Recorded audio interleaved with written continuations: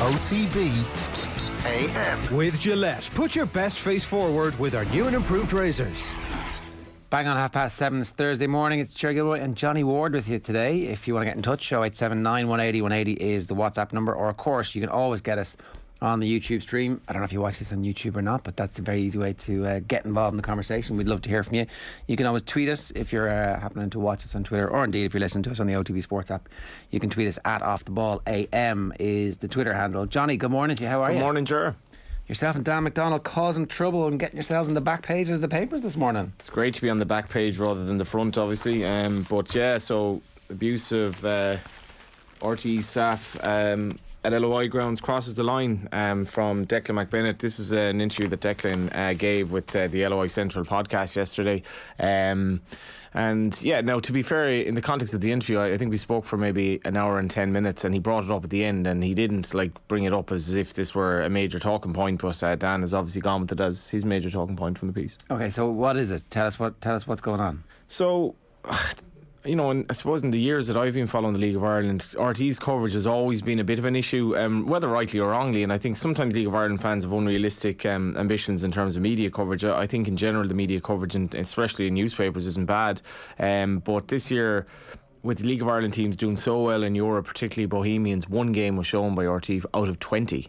And that was that really irked League of Ireland fans, particularly. What is it like? What is it that irks them about showing one game out of 20? Well, RT would argue that it's going to show the champions Shamrock Rovers. Now, it had issues with showing the Shamrock Rovers games in the Champions League because of the Olympics, and there was some other issue as well, which I actually forget now. But Bohemians went on this amazing run, and the game was on in the Aviva Stadium. I think that's the important point. And Declan McBennett brought up a lot of stats in terms of the viewing figures for League of Ireland games. But when AC Milan played Shamrock Rovers, there was, I can't exactly remember, there was in the region of 220 to 250,000 people watching that game. A League of Ireland game could be like an eighth of that, or even a tenth of that, maybe at times if it's particularly low. So he made the point that people do want to watch games in Europe, but I asked him what can the League of Ireland do to improve, and his first point was facilities, and my point was, well then why not show Bowes in the Aviva Stadium, because it looks great. And there was an issue with Bowes over Bowes apparently offering the game to RT for free, and he brought that up and said that wasn't really the case. But I think that incurred a lot of anger in the League of Ireland, and this then kind of resulted in, as he pointed out, or he alleges, and I've no reason not to believe him, that some RT staff were actually abused at League of Ireland grounds. Okay. Is there a quote about that? Yeah, so he said, RT is not immune from criticism. I'm not immune from criticism. There's an argument there should be criticism, and that's rightly so, but there's also a line with regard to that criticism. That line has been overstepped this season with regard to some of the chanting and some of the behaviour with regard to RT personnel on site and people who are engaged by RT who are not necessarily RT staff. There are a number of examples over the last couple of weeks where some of those who have been operating for RT, not necessarily RT staff or working with RT, have felt uncomfortable at best with regard to some of the behaviour that is emanating out of the stands. That's a very serious point. He did make the point that there was like a freelancer, I think, who was got the brunt of it as well. I'm not going into the specifics, but there are two recent games. Sections of fans have their chance, and that's fine. It stays at chanting. If it stays at chanting and stays against a corporate entity, then that's one thing. When it starts to target individuals, or when it starts to make people feel uncomfortable when they're doing their professional duty and covering the league that everyone argues should be covered, needs to be covered, and deserves to be covered, that crosses the line. I'm not holding clubs responsible for their fans. That was in response to a question I said, well, did you report this to the clubs? Made the point obviously about the Hungarian FA of late and so forth. The clubs have been contacted, and the FAI have been contacted. We're not dealing with snowflakes here. Probably not the best terminology. There are people who go about their daily work and understand the nature of the atmosphere when it takes into them, but there are lines that cannot be crossed. So I hadn't heard that individuals were being targeted. What he says the corporate entity. What is being chanted? I think his line was that RT had replaced the FAI in the FUCK or whatever, RT. So there were chants. I mean, I don't think we can get too high and mighty about chants at a football game. In general, League of Ireland games aren't that bad for that stuff, but there was a lot of animosity towards RT this year because it was basically ignoring the great European stuff. And is there a view amongst the League of Ireland fans that other sports are getting preferential treatment? Oh, totally, yeah. Obviously, he would be seen as coming from a Gaelic Games background in Monaghan. Now, I kind of think that's not really relevant, and he made the point that Ryle Nugent before him was seen as a rugger bugger or whatever, and he's seen as a ga-head, so to speak. And I did point out that he doesn't. I don't think he's much love for the League of Ireland, but he said that's not relevant. He said, I'm basically here to show the best of Irish sport and so on and so forth. But League of Ireland fans would point out, I think 15 games in the season, including 3 in the Cup. And RT would show like 6 games early on in the season. So effectively, if they showed the first 6 games, that leaves 6 games over the following 30. So like you just miss a massive section of the season. So I think they could cover it better. But RT is losing an awful lot of money, and he argues that they don't have the money. Yeah, they've obviously got the money to invest in Champions League rights, and they've got the money to invest in rugby, and obviously they show the underage rugby national team a significant portion, and we were always told that those rights were bundled with the senior national side, and then they lost the senior national side and they continued to show the underage stuff. So I guess that's where the League of Ireland fans' questions are coming from. It's always felt that, do you remember, obviously you do remember Delaney talking about the League of Ireland being the problem child. It's always I think felt it's the difficult child. The difficult child. Yeah. It's always felt a little bit like RTE feel the same I feel about that. the League of Ireland. I feel that. Now, as I pointed out to him, I write match reports for RTE's website, and I'm very happy to get that work, and I think RTE Online does a very good job. But Go on. But in terms of in terms of their football coverage, the thing that always perplexes me about RTE, and I studied journalism in college, and we probably spoke about this a lot. It's a mixed model, so it's not, to me, it's kind of neither one nor the other. And if you listen to the interview with Declan McBennett, he almost at one point will say, well, the viewing figures aren't what it's about, or we're not beholden to the viewing figures. But then he'll talk about the viewing figures. So he'd basically say, well, if League of Ireland games were getting 100,000 plus, we'd be shown more. But the recent game, Sligo and Pats, was something like 30,000 or that. And in fairness, I will make the point that if you show a map of Ireland by a county basis, there's a massive part of Leinster going into Tipperary, into Munster, where there are no League of Ireland clubs. So there isn't necessarily a national interest when there's a League of Ireland game on. I think there's a national interest. Remember Dundalk in 2016 when some of the pubs were shown Dundalk over Manchester United in the Europa League. I think there is an interest when Irish clubs play in Europe, but there isn't really an interest, and facilities are quite bad at times. So that's something the League of Ireland needs to look at. But I do think, and in fairness to him, I will say one thing. He did say the product is good. Like, he wasn't knocking the actual product on the pitch, and I think in terms of the clubs, what they're doing, and managers and players, they can take satisfaction in the fact that the head of RTE, who probably previous heads of RTE thought it was crap, does not think it's crap. He actually thinks it's a good product, but he thinks they need to improve the standards of the grounds. It's all well and good saying that, though, Johnny, isn't it? Because you've got to back that up with the investment in it. Like, that bit where it's not their job to fix the league is fair enough, but actually there needs to be some kind of sense of responsibility to the domestic national football product, as opposed to it being an add-on. Or an public service broadcaster, as opposed to being an add-on or an adjunct to the rights for the national team. Because like anybody who knows anything about football has come to the conclusion that without a strong league, football in Ireland is screwed for the next 20, 30, 40 years, until we actually establish a professional league which is run professionally. Like, a lot of this is chicken and egg. It won't build an audience if it's never on, and if it's never on at the same time, it won't build an audience, and it won't increase the ability of the teams to generate sponsorship because they're never on TV, and that means they won't have any funding to improve their stadiums, and so it will look crap the 3-4 times a year that it's on. And so, instead of actually kind of saying, it's not about the viewership now. Look, I haven't heard the whole hour-long interview. It's not about the viewership, but it kind of is about the viewership. What's our role as a national broadcaster?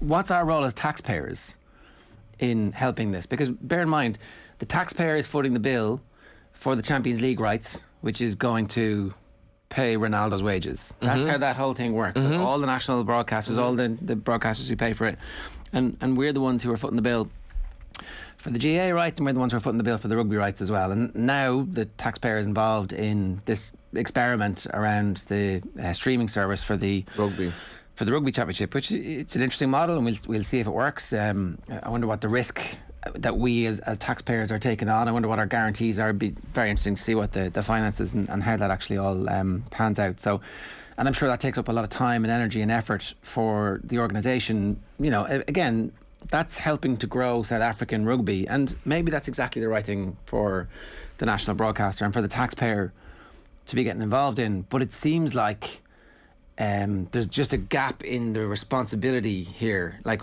either they are responsible or they're not, and if they're not, fair enough.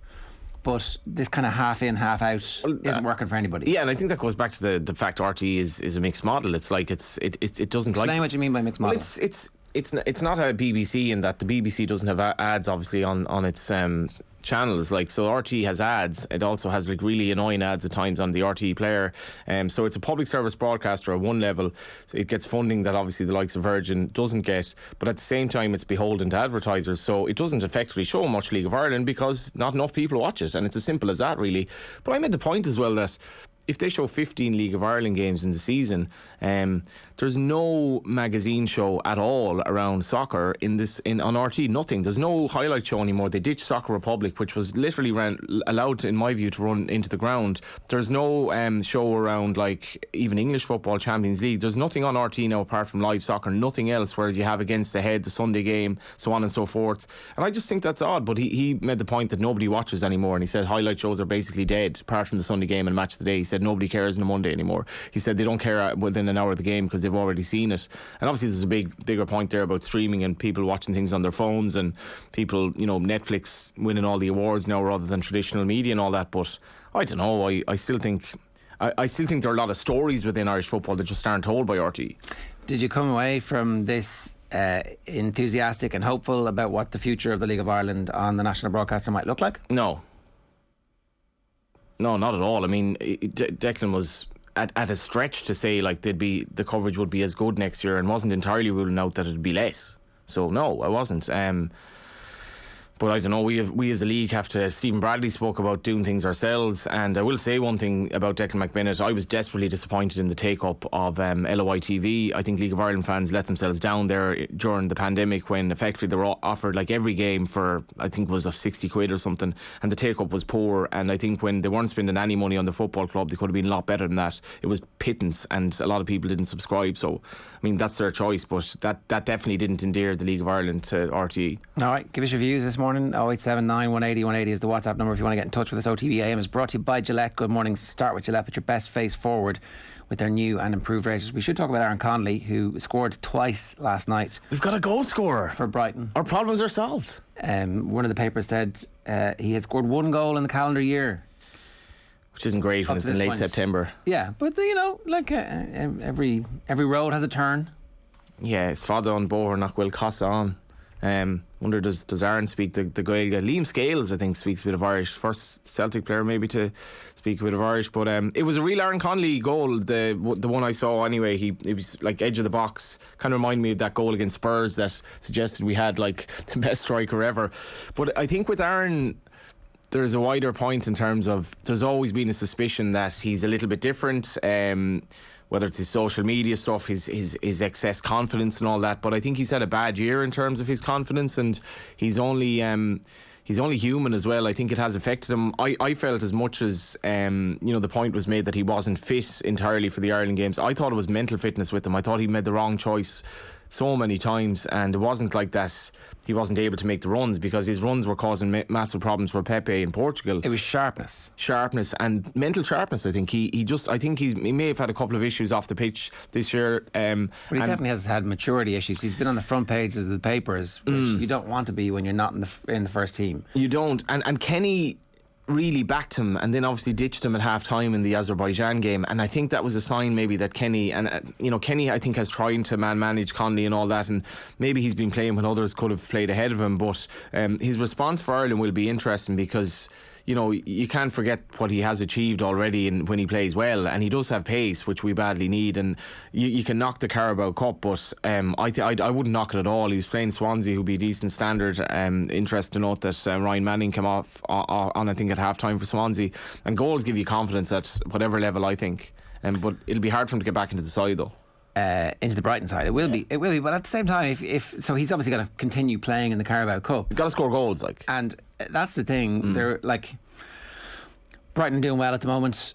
All the XG conversations that we've had about Brighton over the last 18 months, they're finally starting to score those goals, and it will be difficult to get back in the team while that happens. But he will be coming into a team that is doing well and creating chances, and so therefore, you know, it's right that we be hopeful, and it's right that we. I think certainly most of the WhatsApp groups that I'm in were aflame with criticism of Connolly around the Ireland games, because which is interesting, because he was such a threat in Faro, but he just made the wrong choice so many times, and he screwed up so many times that it was like, well, you're causing major problems here, but then you're causing problems for us by not converting these chances. Yeah, the first goal last night was actually deflected, right? It may well be there, but that's exactly what he needed. Scrappy goal. He needed something to go his way, but the second goal apparently is the same as the first goal. It doesn't take a deflection, and you're like, okay, that's it. That's all you need. You just need a little bit of something to go your way, and remind yourself that actually you've made it to the Premier League, because, you know, very few people in the entire global situation who play football make it to the Premier League, and he's there.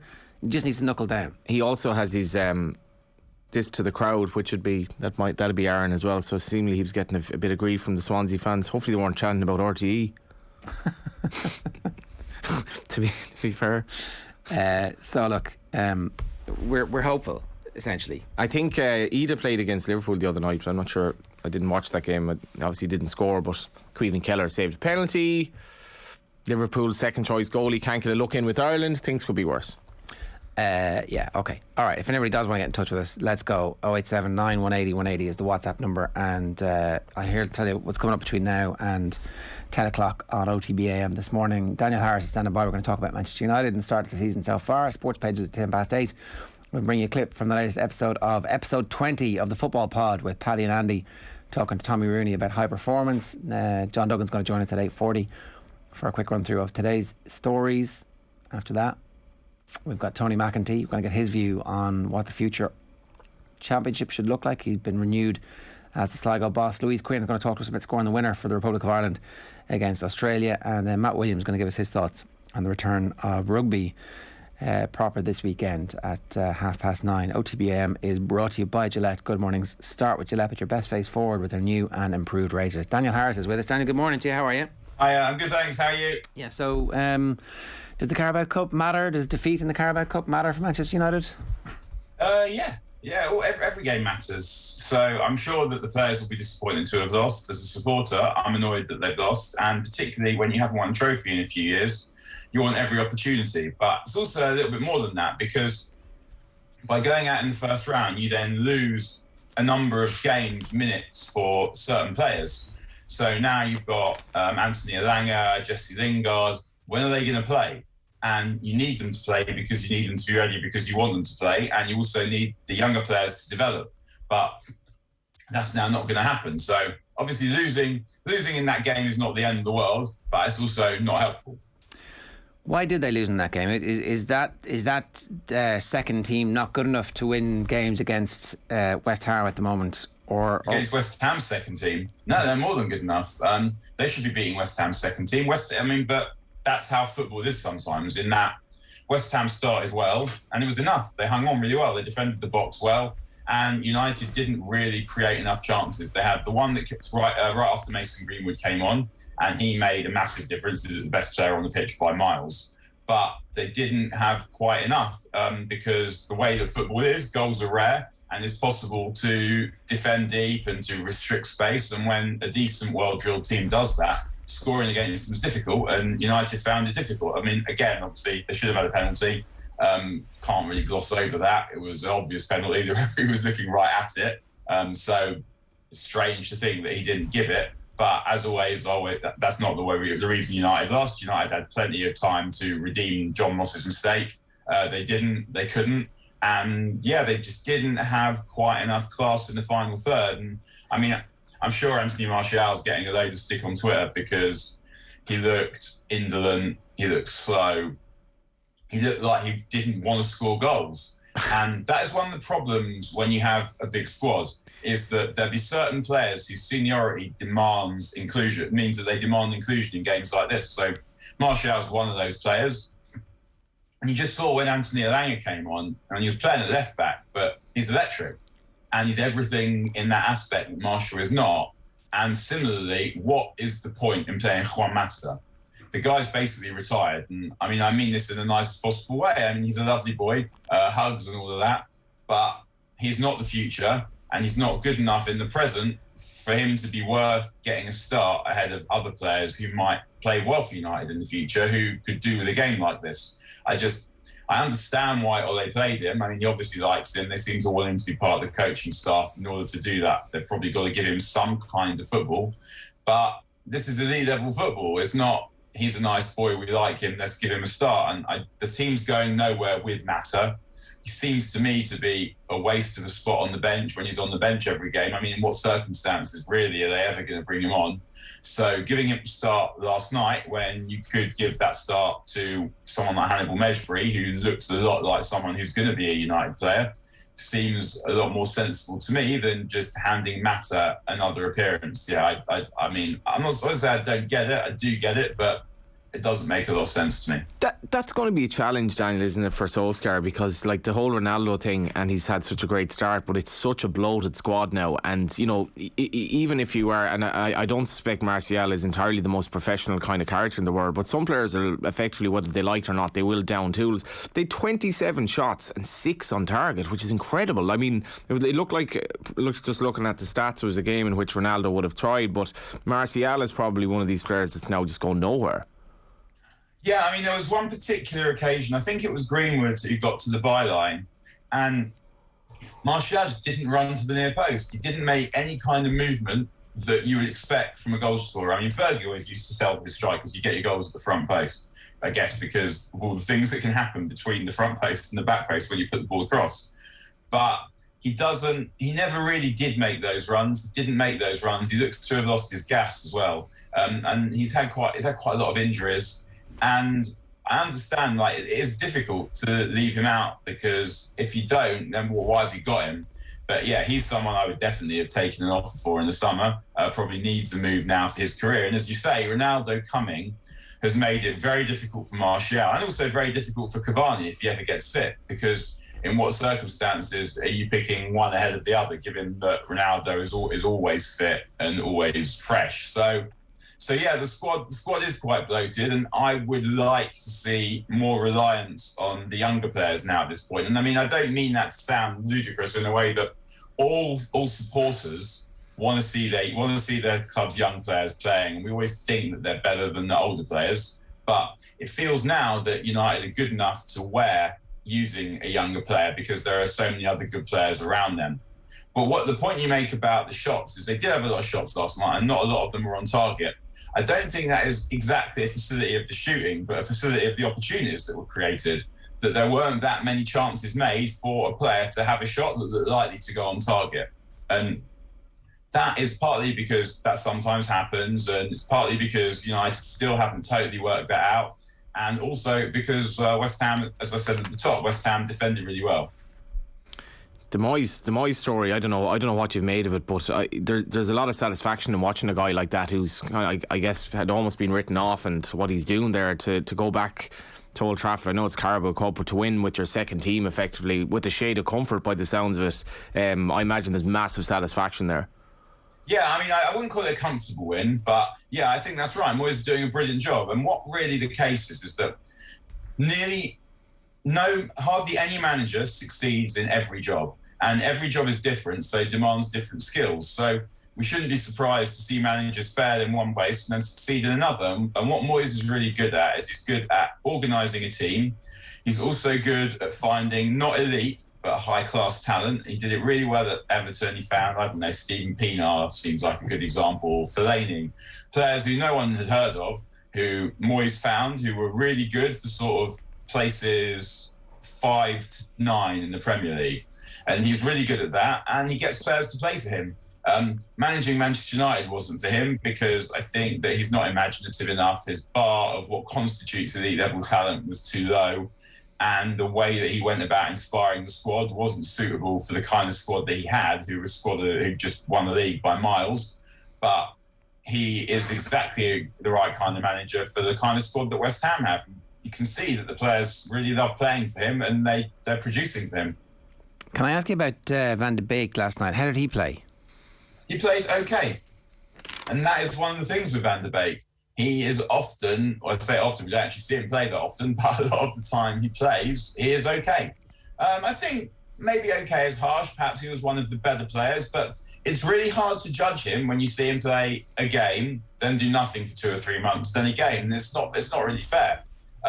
You could suggest that perhaps he's not doing enough in training, but even at this point, it's really hard to see a route for him because of the position that he plays.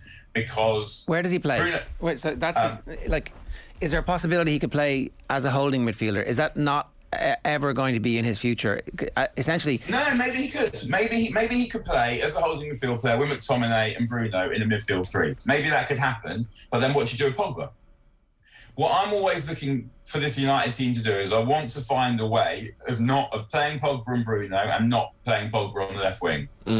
As far as I can see, the only way you can do that is if you play McTominay in midfield. Like Fred is neither good enough nor physical enough. Matic isn't quick enough. But McTominay's performance against West Ham, although Pogba played on the left, was starting to, if you look at, there's a video knocking about on Twitter of McTominay's passing in that game, the cleverness and the speed of his passing into midfield, which was the thing he really needs to add to his game to be able to play in that number 6 role. If he can do that, then you can have Pogba and Bruno in midfield, perhaps, and Van de Beek is your rotation player. He's not going to be better than the other two, but he'd be good enough when you want to give the other two a rest, because ahead of that, you've already got Ronaldo who's going to play every game. Then you've got Greenwood, Sancho and Rashford fighting for the other 2 places. And it really doesn't look like it will be long before Ilanga is starting to seriously push for those places as well. So you could play Van de Beek as your rotation player in the midfield. And there are signs that he might be able to do that. But he played all right last night without really demanding more than what he's been getting. Okay. So he's emerging as a squad player, and that's fine. That's, some players aren't going to make it, is as nailed on starters. Where is Jadon Sancho in the pecking order at the moment? Because he started last night, and he started in a team that included Juan Mata and Jesse Lingard and Donny van de Beek and Nemanja Matic and Anthony Martial. He must be looking around going, no, this isn't my team. I'm in the wrong room. No, I think I should be in the other room. Know. Yeah, that's true. But he'll know that he needed the game because he's not played a lot. And he didn't play brilliantly last night, but I thought that he looked one of United's more threatening players, that when he gets the ball, things start to happen, that he's starting to move people around. He just looks so beautiful and natural on the ball, Sancho. Keeps it so close to his body. He looks capable of going either way. So although he wasn't good enough last night, he'll be better for that game. And the thing with him is that he basically had the whole summer off, but not off, in that he was training and doing all the stuff that all the other players were doing without actually getting any of time on the pitch that would have enabled him to start the season with a running jump, effectively. So, I mean, I'd like to see him on the right because United have players to the left. Marcus Rashford isn't that far off.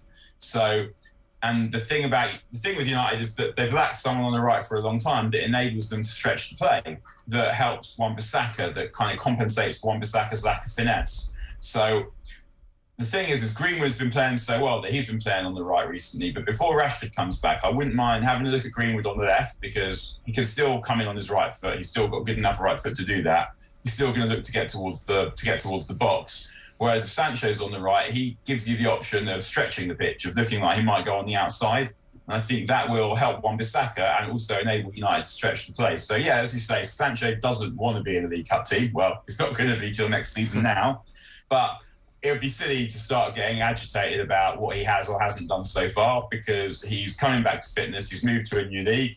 And he looks to me like someone who is an extremely talented player who's just waiting to explode. So, yeah, I wouldn't be overly concerned about him. Okay, so you're not in any way worried that the speed with which he's been incorporated into the team and the quality of the performances hasn't been at the level that it should be for the money. It's like a settling in period.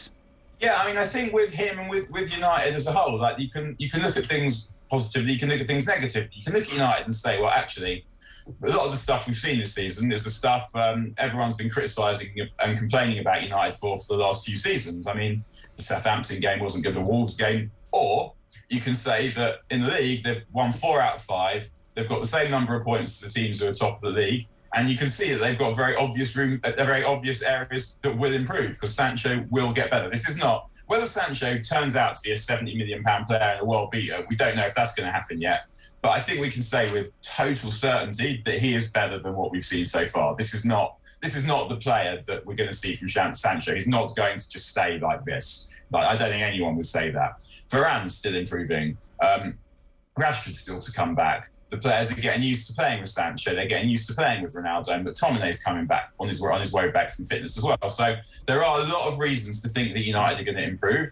There are a lot of reasons to think that the improvement will not be by enough to win the 2 big pots. So that would then put a lot on the FA Cup because they can really do with winning something this season. And I can see both sides of that. I can see the same old complaints and the same old mistakes, but I can also see, that they are improving and they are, as I said, joint top on points with the teams who are top of the league. If you contrast it to Liverpool, though, Daniel, it's just like it couldn't be more stark in the sense of, Klopp has a very, very select number of players that he plays in, especially in attacking areas. And obviously he mentioned like that he was surprised that there wasn't a proper offer for Origi, but Origi's hardly had a look in. And obviously Jota's either there with Firmino as sort of the 4th player. But surely it's going to become a serious issue that he's so many players that he has to keep happy. And I know his kind of management of the dressing room has been hailed, but like this is surely a ticking time bomb because people just get pissed off if they're not even third in the pecking order and they're like, how am I going to get a game here? And then that festers a bit of like annoyance, I suppose, among other players and so on and so forth. This is surely going to become an issue. Well, if anyone can persuade someone of the value of substitutes, then Ole is that guy. I was actually thinking about that with regard to Lingard last night because I thought he should have left for his own career, and I thought that United should have encouraged him to leave, partly to get the money, but also partly for his own career. But I guess what's probably happened is Ole has said to him that he'll get enough time on the pitch. As with Ole, you don't know when that time's going to be because some of the time on the pitch will depend on who's available when. But ultimately, being a substitute is a specialist role, and you're a massive part of the team. So I think Martial's got a problem. Martial's going to have to leave. I don't think that he is going to get very many opportunities unless United are desperate. I don't think that Matt is going to get many opportunities unless United are desperate. But the others, so you've got Ronaldo, Rashford, Greenwood and Sancho, like those are your first 4. Then Cavani's not even fit yet, so he's mostly played about half an hour this season. So he's not even part of that conversation because he's not been ready to play. I wouldn't be totally surprised if Cavani left in January because one of the things that I found so weird about United signing Ronaldo and the media discourse about he's going to ruin it for the young players and this is a ridiculous signing and what's he going to do is that at the very basic, most simplistic, simpletons level, is he better than Cavani? The answer to which is yes, by many factors, by many orders of magnitude. And that's not to say that Cavani is not an excellent player. He is. But Ronaldo is a lot better than him. So United just went and improved that position for almost no money whatsoever, or just negligible amounts of money, really. So that was at the very most basic level why the Ronaldo deal made sense. It was a massive upgrade on what they had in that position before. Now, when does Cavani actually get to play? I don't really know.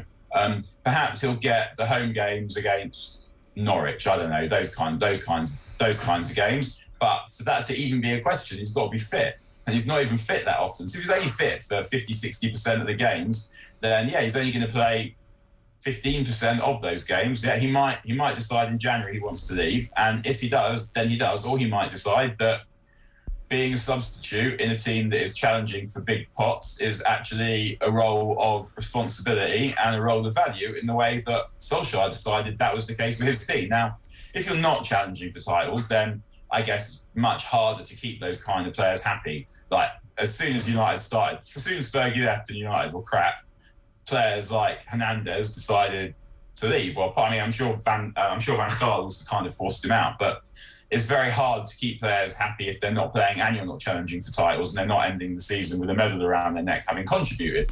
But for as long as United are in that mix, they're in that mix for the league title, and I mean, there's only 5 games gone, but they're there right now, then I think players want to be a part of that. And it's a question of whether the players who literally are never playing, really, like Martial and Mata, who are the ones who probably want to leave. We had Paul McGrath on yesterday, and Kenny Cunningham asked him about, obviously he's a Manchester United fan, and he was like, oh look, I don't want anything bad to happen to Solskjaer, but Kenny asked him specifically about Antonio Conte being out there, and he kind of purred a little bit and was like, I would like to see what would happen if Antonio Conte was in charge of this group of players.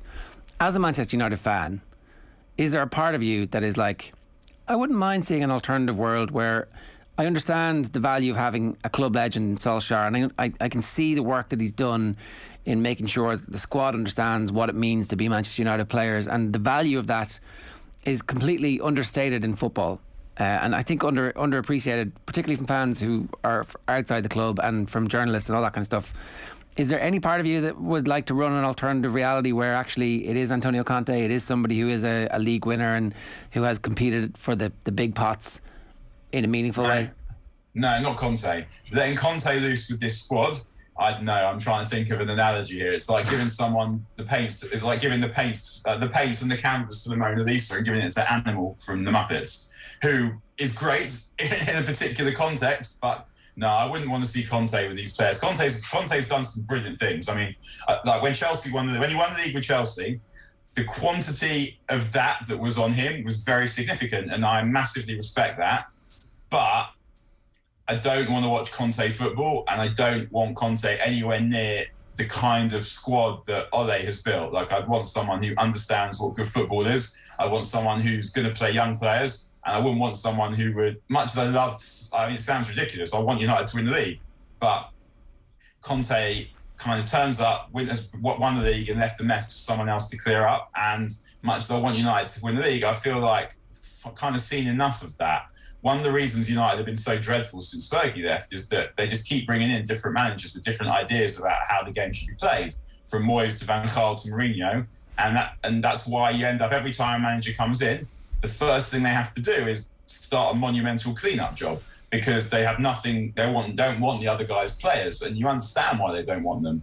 And so, no, I wouldn't want Conte to come in, start selling players that I think are good, start buying players that I think are crap, and then leave in 2 years and you've got the same thing again. I think what United have done now is they're implementing an overarching structure on the club, whatever, where they're saying, United want to play in a particular way. To play in a particular way is going to require particular players. To be able to do that is going to require developing your own players. Now, I'm not saying necessarily, in fact, I'm not saying at all that Solskjaer is the best manager out there for United. I'm not particularly sure who I would now go and get. Looking at the world of football, who would I go and get and think that person would do the best job? And when you look at the job that Ole has done, there is a strong chance, and I totally feel this, that he might not have that extra bit of gas to take them from where they are to where they were.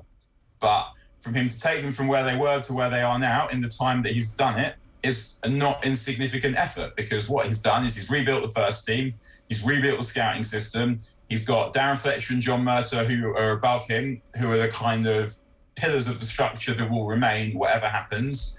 And there's a way of playing, or a way at least that he wants to play, that now seems to be non-negotiable. So the next person that comes in will need to have the same ideas about how football should be played, and that person is not Antonio Conte. Okay, in a way, they've gone so far with Solskjaer, they need to see how it plays out and to see if maybe he can discover that gas, or if he can add somebody to the backroom team who challenges the thought process to get them to that next level. Yeah, he's earned this season. I mean, if this season's a mess and United finish a distant fourth or whatever, fifth, or if they finish second or third and they're still 15 points off the league title, then that is a problem. I still think he's really a couple of players short, but if they end up finishing third and they're 5 points off the title, then you've got to have a difficult conversation, because that will be a big improvement, because that means probably that they've challenged for the title, which is what you want to see. Yeah. And then you're still asking that same question. So then if you go and get the player that he thinks might be missing, do you give him 1 more year? And I don't know what the answer to that will be, because it will be based on what we haven't seen yet. But hopefully they're going to improve. I mean, I felt like Scott McTominay's performance was very encouraging against West Ham. they played quite well against West Ham. They should have won it more easily. When Sancho, as I just said before, when Sancho's playing better, they'll be better.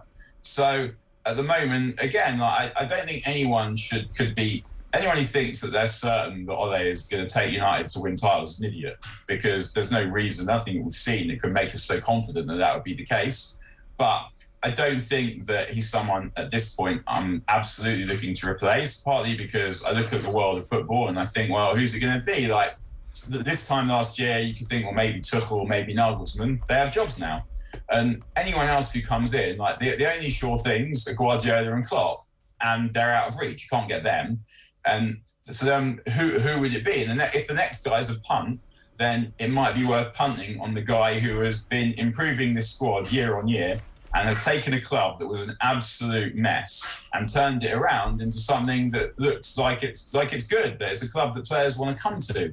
The players are happy and they're playing some decent football, not as much decent football as you'd like. They're scoring loads of goals, and you can see lots of room for improvement and where things might get better. But as I said right at the start, it's that nagging doubt. It's not even a nagging doubt. It's right there for all of us to see that at the same time, the same things we've been complaining about for a couple of years are still there. Yeah. And Ole's definitely running out of time to resolve them, but he has still got time to resolve them. And the fact that after every bad result, we sort of have this conversation is kind of strange, in that it doesn't get had about lots of other managers. It's not just it doesn't get had about Klopp and Guardiola. Of course it doesn't. Like, they've justified their status by winning stuff. That's the thing. That's the bit. They don't need to have this conversation. But if you look at where United were when Ole took over, and Gary Neville was on the telly saying it'd take 5 years to make United title challengers. He's done it a lot quicker than that. When Alex Ferguson had a track record, so it's not as good. It's not a great comparison. When he was at Aberdeen, he smashed the old firm with Aberdeen. That was an amazing achievement, maybe even his greatest achievement. But when he turned up at United, he had Norman Whiteside, he had Brian Robson, he had Paul McGrath, who you talked about, like proper great players. And it still took him quite a significant time to win something against far inferior opposition to the opposition that Ole has. And this is also something that I think people need to take notice of. The Premier League, I'm not certain that this is so of the actual best team. Like, I don't think the team that wins the league this season will be the best team in Premier League history. But never before in Premier League history, and probably in the history of English football, given that football didn't start in 1992, have we had 4 teams of the level of United, Chelsea, Liverpool and City 100%. who are very close to the best teams in the world. And not just that, Gary Neville said that on Monday Night Football a few weeks ago, beginning of the season. But what I actually think the point that he missed is also really another important point is below that. Your Evertons, your Tottenham Hotspurs, your Arsenals, like all of that, your Arsenals, all of that stuff, like those guys, those teams are much, much better. Every team has a player that can hammer you. Every team has a player that has players that can absolutely take you apart from about, like, so if we forget the top 4, from about 5th to about 10th, 11th, those teams are good. And they have good players, and they are miles, miles better than those teams have ever been before. And so winning the league is difficult. Yeah. It's more difficult than it ever was before. And so not winning the league, like one of Guardiola and Klopp, who we know are all-time great managers and have great squads, one of them's not going to win the league. Maybe both. Yeah, exactly. Yeah. Tuchel's not going to win the league this season. So I wouldn't necessarily say that not winning the league this season means that you're not good enough. But obviously the managers that have proved that are good enough already, you don't have to have that conversation about them. And that's why it happens. That's why it happens with Solskjaer. And it happens because the young boys game happened, and it was a repeat of some patterns from last year. And it will continue to happen until he wins the Champions League and gets that freedom that those managers have. Is like, actually I do have a track record now. And the point you made about Ferguson and the old firm is well made. Daniel, good stuff. Thanks a million for joining us. Cheers. No, I'm going to see you and have a good day, everyone. 14 minutes past 8 this morning here. Daniel Harris giving us his thoughts on the situation. Man United out last night in the Carabao Cup, beaten 1-0 by David Moyes. I think that's his first win in any competition, is it, since against Man United? Moisey. I wasn't aware of that, but Daniel speaks very well. I think trophies can be overrated as well, though. Like, finishing second in the Premier League is a hell of an achievement at the moment, and they've become a good team. Like, I didn't think Solskjaer should have gotten the job. He didn't have the track record to get the job. No, but it was I would definitely, an emotional decision. It was an emotional decision. Now, it was probably in the context of where they'd been, as you mentioned, the 3 managers post Fergie, and when you have a gap after Fergie, it does take a long time. There was probably one of the worst jobs anyone could get in football, bizarrely enough, was taken over after Fergie, and look how long it has taken Moyes to rebuild. But Solskjaer has turn Manchester United into a very good football team. And as Daniel says, if they don't win the league this season, they could have a brilliant season and finish third. Yeah, look, what they absolutely cannot afford to go out of the Champions League in the group stages. I agree with that. And the young boys thing was the shambles with the red card and all that. They would have won the game otherwise. I think he made a massive mistake leaving Ronaldo on with 10 men, because Ronaldo in a team with 10 men, he doesn't do anything off the ball. He's not really capable anymore, and so they'd effectively 9 men who didn't have the ball. They had massive pressure against him. He was taken off and they lost the game. They should still, I mean, it's not like they were up against Chelsea. It's very hard with 10 men for that long though, and maybe a Mourinho team might have dug in, and the goal in the last minute was Chelsea went up down to 10 men against Liverpool, and they knew exactly what to do. That's fair. And that's the difference. It should have been a draw, which wouldn't have been a disaster. They conceded 5 minutes in injury time, whatever. But yeah, I do agree if they get knocked out of the Champions League group stages.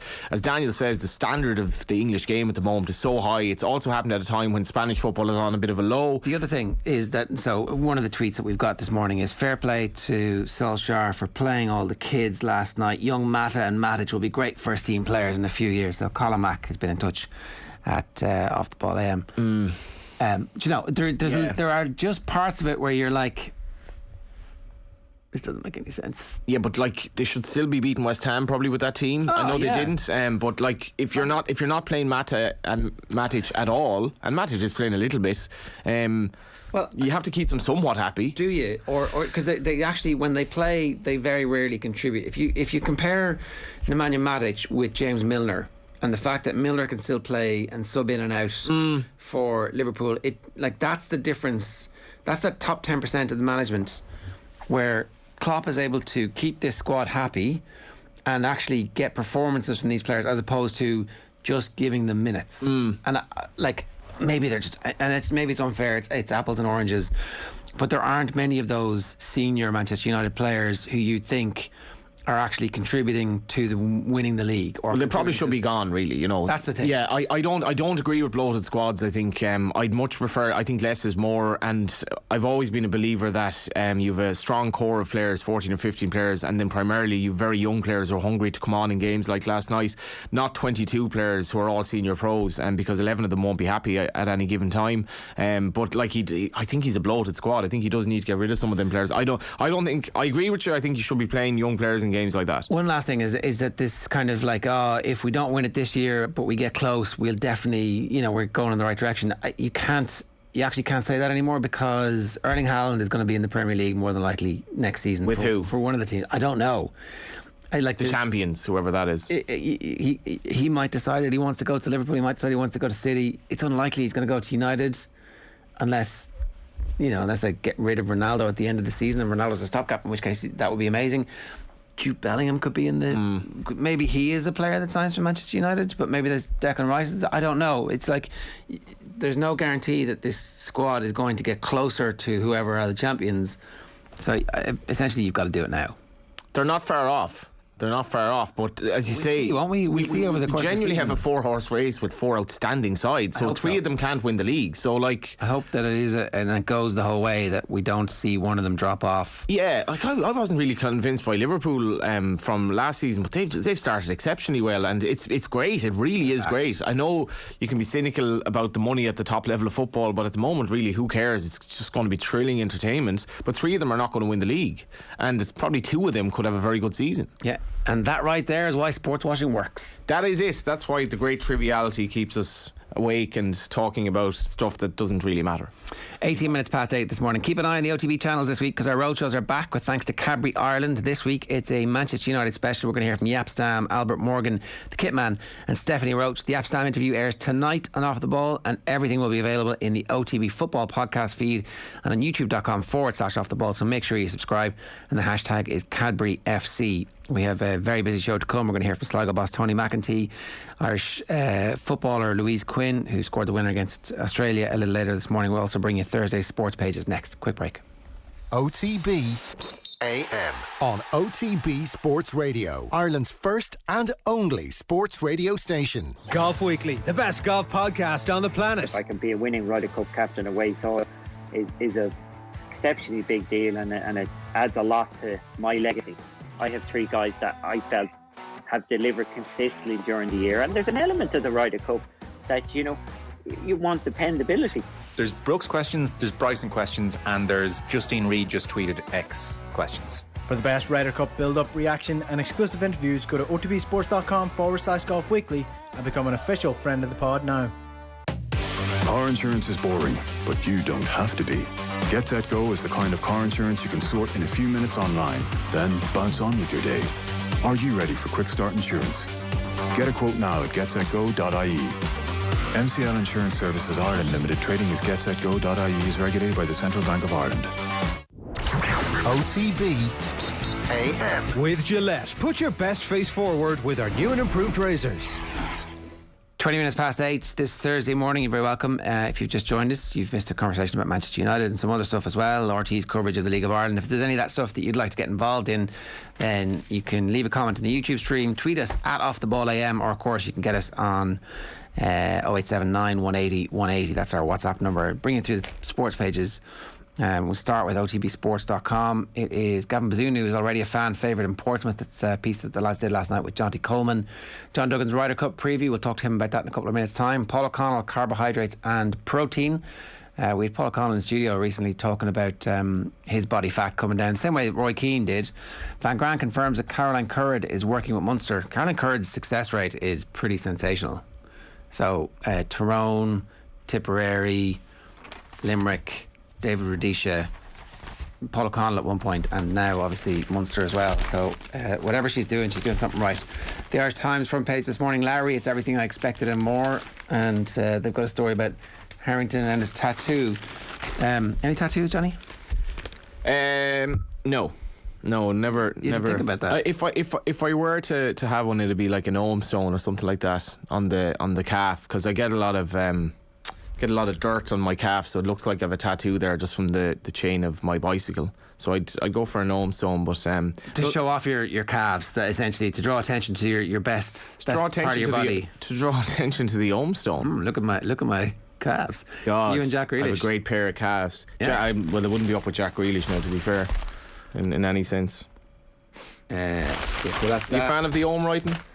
I don't know. Our oldest language in Ireland in terms of the written word, I think. I mean, I know what it is. It feels a little bit like random person goes to Vegas and gets a tattoo of some Chinese writing, and you're like, do you know what it says? Possibly whilst drunk, or yeah. It just feels a little bit. Oh, it's Sanskrit. I'm like, oh, do you speak Sanskrit? How is this some way? Any tattoos yourself? No.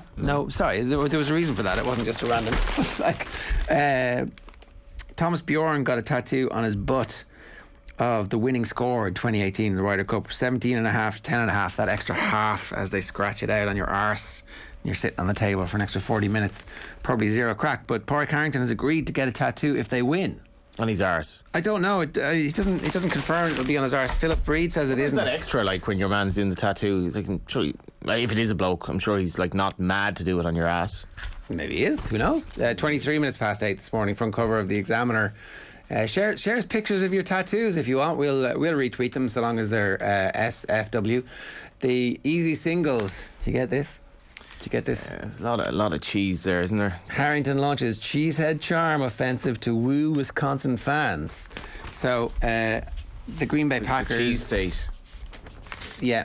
The Green Bay Packers were named, I think, because the local cheese packers or something factory was a cheese factory, and that's where there's other, I'm sure in Wisconsin maybe it was like the cheese basket, whatever. Are you a cheese manager? Oh yes.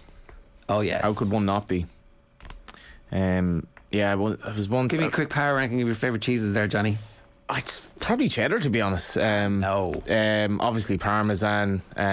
Love a bit of love a bit of burrata, Comté, Gruyere. What else have we got? Yeah, I just love like. Do you like the soft cheeses? Époisse stinks. Yeah, blue cheese can be a little bit of a stretch. Roquefort or whatever they call it from France. I was once attracted to a girl who told me like she hated cheese, and I wasn't really attracted to her anymore. I just couldn't get over that. I was like, how can you not like cheese? Like cheese. I mean, it's just cheese is cheese. It's great. Even though, yeah, probably eat too much of it. Broke up with her. Well, no, I don't think it ever got off the ground, actually. It was fated. I don't know if the cheese were the issue. Maybe the fact that she didn't fancy me was a problem. But I blamed it on the cheese. There's always the cheese excuse in them. Back page, the cheese stands alone. Back page of the Irish Sun is the big cheese, Hero Poulter. I just love beating Yanks. It's great. Grate. You get it. Aaron Better. Connolly ends goal drought. Aaron Better. I don't get that actually. Say it in an English accent for me. Aaron Better. Don't get it. You have to read the headlines from the context of the Aaron Better. I don't. Oh, Aaron Sweater. Ah. Oh my God. That's a little bit of a stretch. But to be fair to these guys, like, are working in the Sun, and I think some of the tabloid headlines are absolutely brilliant. Oh, they are, but that's terrible. It's bad, but it's also like you might have like 30 seconds to come up with something we're going to print here. Yeah, but that's still crap. It's not good. It's not good. It took us, like, if it takes you half a minute to get it. Well, that's a game we play sometimes with Owen, where like the cultural reference will be from like the late 90s, and it's straight over his head. It makes us feel old. The Daily Mirror back page headline is Cheesy Riders. I like that. That's better, you know. I like that, yeah.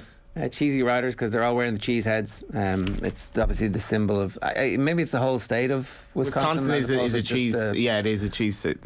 The Packers. Yeah. You'd see it obviously in the NFL games. It's simply too much. UEFA slam plans for biennial World Cup as dangerous to stars. Who would have thought that Arsene Wenger was going to ruin football? I mean, that was his destiny, is to ruin football. Or else it's to save football. Is there a possibility that actually we like international football, we like tournaments, that if it's on in the summertime every second year, we're going to go, you know what, I actually don't disagree with this when it's on.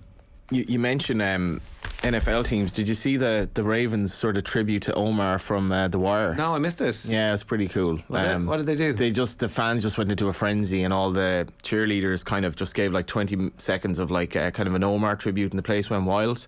Very sad, actually, the actor passing away. But Baltimore is obviously an interesting place, and it has, I think, like the highest rate of heroin abusers in almost the world. It's a really, really deprived place, and Omar, I think Omar resonated with people. It's a strange one in that, like, you can get very close to this guy who essentially played like a bad guy, and you kind of love him. So he had a code. He had a code, and he was Omar. He had his problems, but he had a nice side, and so the Ravens obviously felt his loss very deeply in Baltimore. That's the NFL. It's they can go into frenzy on these things. The Daily Star back page headline is also Cheesy Riders. Oh, I just realised that. Oh, look, snap the Superman meme. Cheesy Riders. It's a shared tab of the morning to you that's never happened before, where we've actually liked the headline that everybody had at the same time. Okay, it's a bit of a countdown moment where it's like, well, I had the same 7. Yeah, you know. Yeah, except no one ever believes that countdown. Stack head of pack in Kingdom. Stephen Stack has emerged as the head of a high-profile management team lining up to take charge of Kerry. So there's 3 groups, right? There's the incumbent Peter Keane. There's the Jack O'Connor group, and yesterday it was leaked that Donaghy might be part of that. We haven't had that confirmed. That was in the Examiner, and Jerry O'Sullivan from Radio Kerry yesterday tweeted that Mickey Ned O'Sullivan would be, no relation, would be Stephen Stack's assistant manager, but Donny Buckley, who seems to be the kingmaker in all this, has been associated with this one. And we thought that Seamus Moynihan was going to be a candidate on his own, but that's not the case. He is going to be a defensive coach with Darragh Kanaja, the forwards coach. Aidan O'Mahony and Joe O'Connor will take charge of strength and conditioning. So again, a cultural reference straight over the head of Owen Sheehan. Travelling Wilburys Supergroup. You know who they are? I can recall the Travelling Wilburys, but there's a lot of cultural stuff that I've just missed in my years for some reason. It's a supergroup. They put together a supergroup. It's a hell of a team. It's like nearly a football team in itself. It does look like Keane is in Stuck anyway, doesn't it? I mean, I was on with you the morning where you berated Jack O'Connor for like his quotes in the Examiner. Come hither eyes. And then 2 weeks later he was gone. So it looks like Keane is in trouble anyway, doesn't it? Well, I think that the tectonic plates and the machinations, it has a bit to run. This reminds me a good bit of Jack Charlton getting the Ireland job, where he was like the 4th choice but managed to win the election.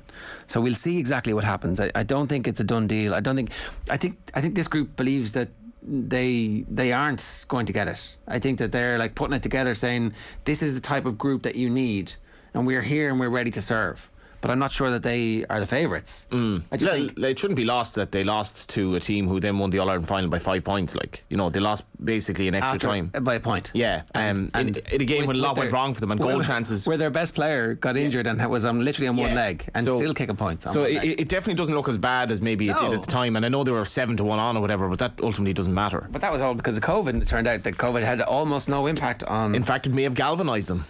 But that would be an interesting super group to take over. And look, shall I hold up one of the papers? I kind of like doing it. Go for it. Yeah, sorry, I'm stealing your thunder here. Because it's just it's actually in page 42 of the Independent, and it's on the COVID.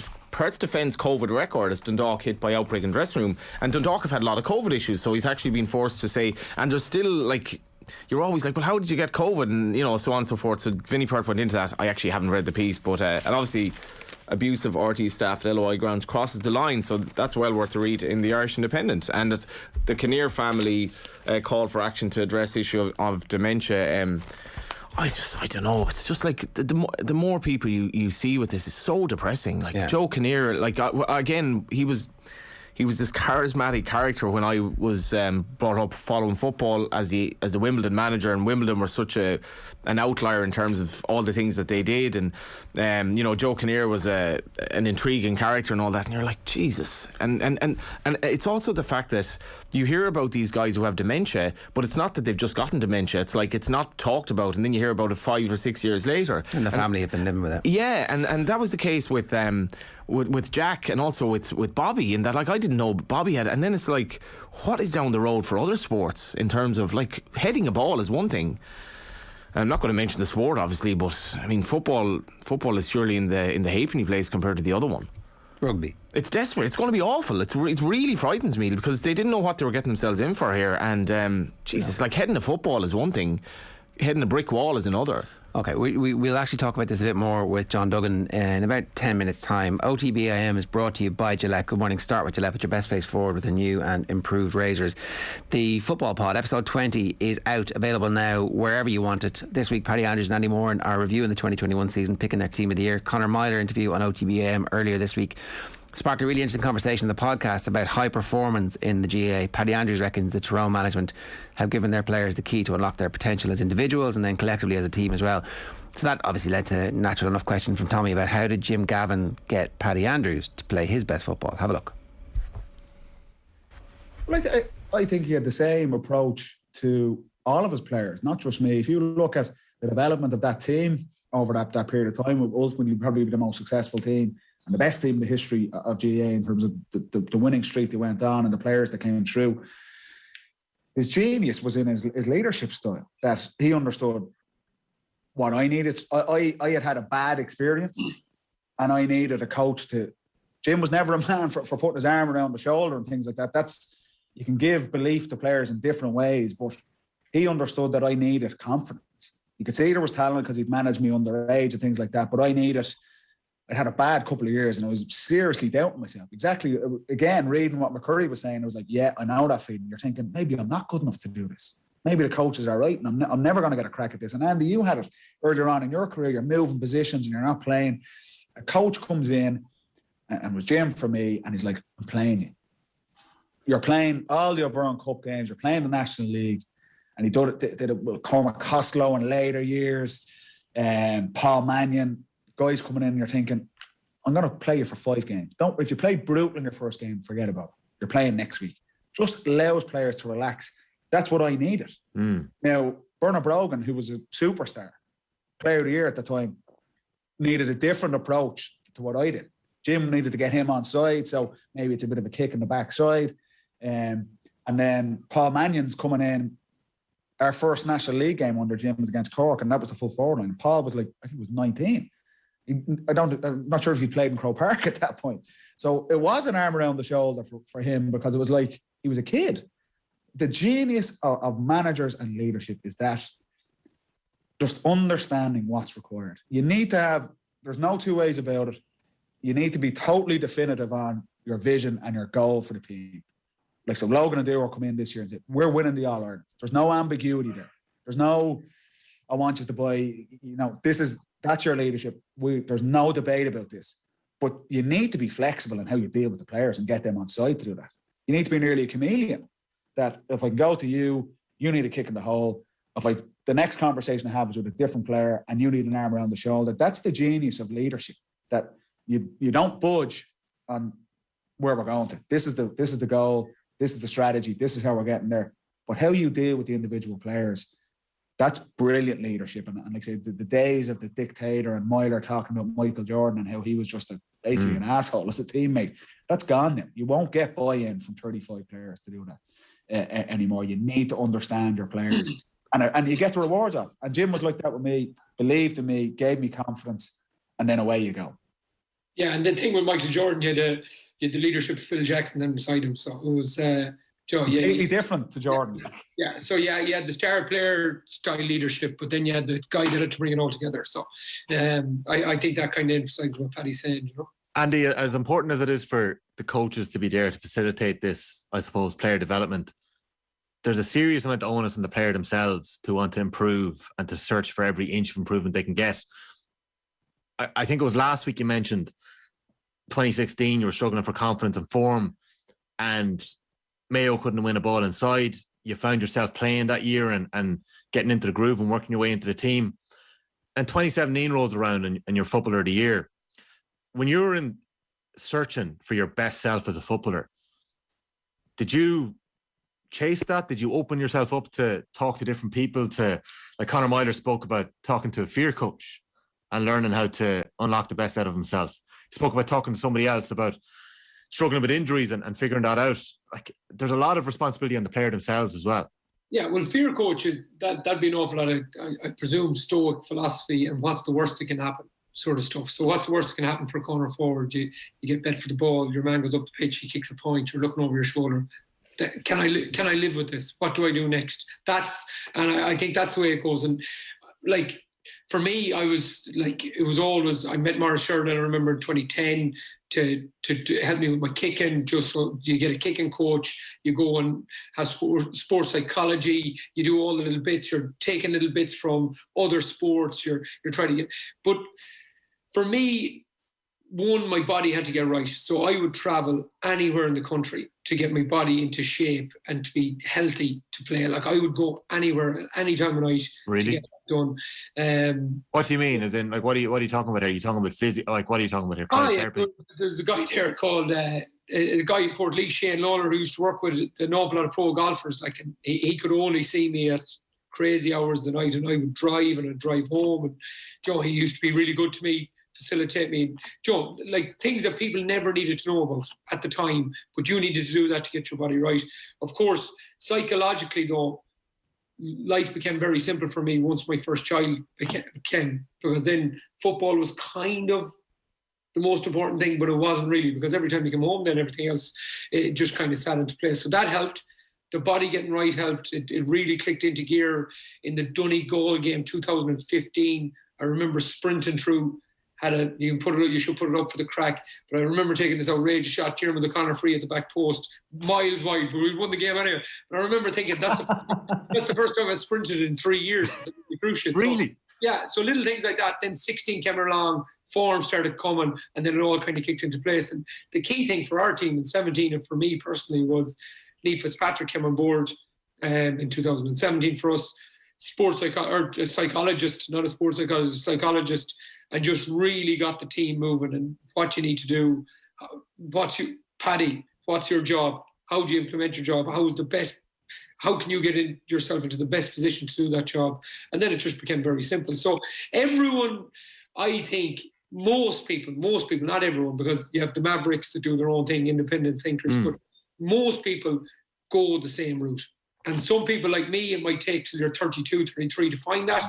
And other people then can find in their mid-20s. And if you can find in your mid-20s, I think that is. But everyone has their own route to get there, to get the balance right. And when you get the balance right, you seem to play your best football. Okay. But the biggest thing on it, Tommy, as well, I'd say, just from our experience, like at this level, like the Tyrone players, the Mayo players, and to be honest, if you're playing inter-county football, we touched on it earlier in the year, it's serious business.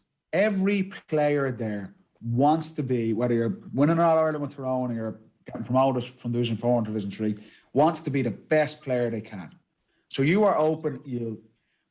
Do I need to go and swim in the sea when it's 2 degrees outside? I'll do it because it's going to help me recover. Do we need to go to the gym at 6 o'clock in the morning before work and go again after work? I'll do it. Do me and Andy need to go? And I know we both would have kicked thousands of footballs. I'm basically your one night of the week off from training. If you want to be the best player you can be, you've got to pay the price to go and do it.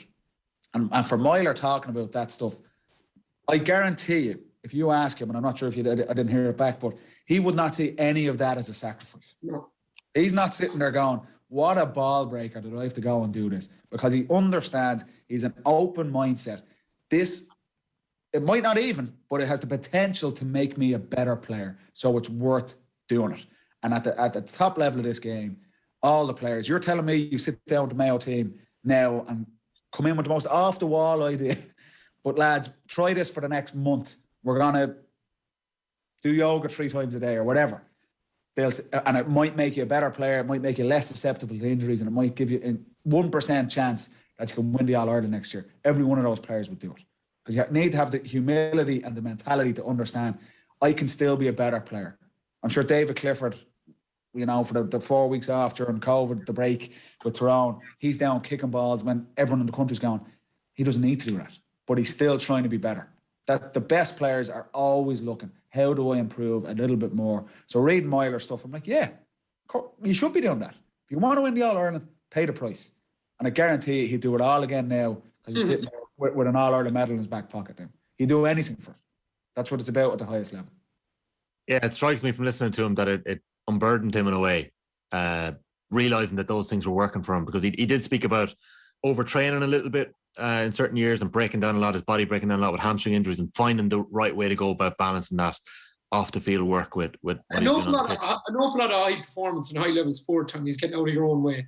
Just getting out of your own way. So if you can get someone and you pay someone good money to do that, it's worth every single penny, because the overthought and overthinking absolutely kills you. When you're in bad form and you can't get to the level of performance you want to, you have to get out of your own head. So however you do that, whatever helps, wherever you go, that's the key.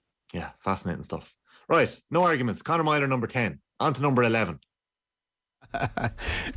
Not every part was up for as deep discussion, but pretty much that's the level of goodness that you're getting from the football pod with Paddy and Andy, and of course Tommy as well. You can get it wherever you get your podcasts these days. We're going to be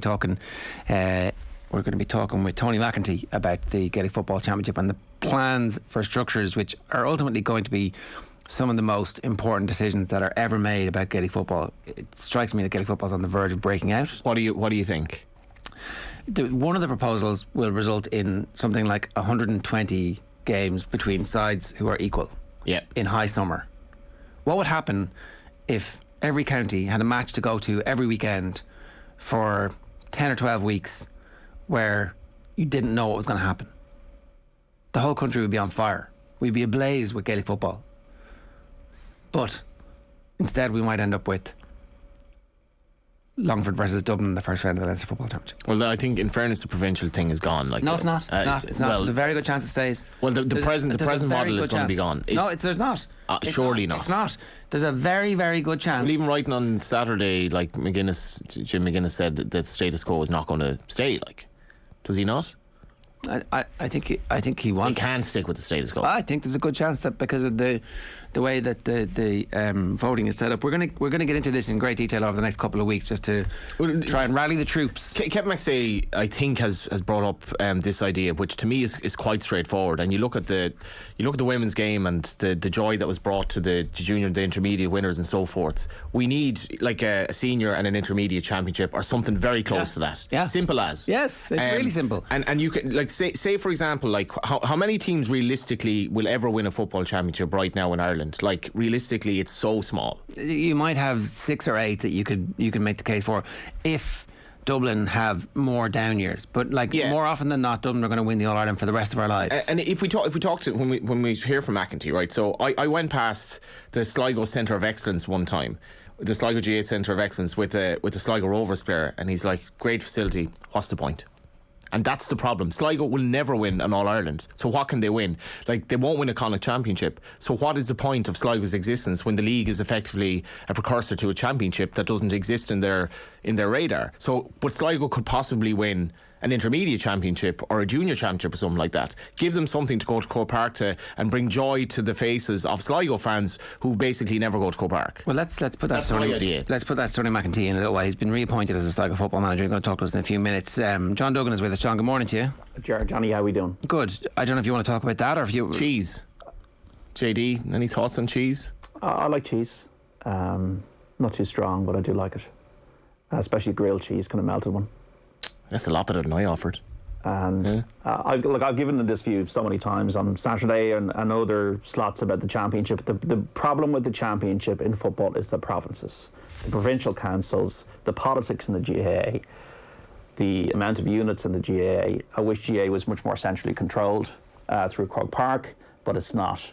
And run the provinces off in the spring as a nice competition. It'd be amazing. We'd love it because it'd be knocking football under lights. If Sligo win the provincial championship, and then you get a reward for getting into a structure where you have 4 divisions, you have the league effectively is the championship in the summer.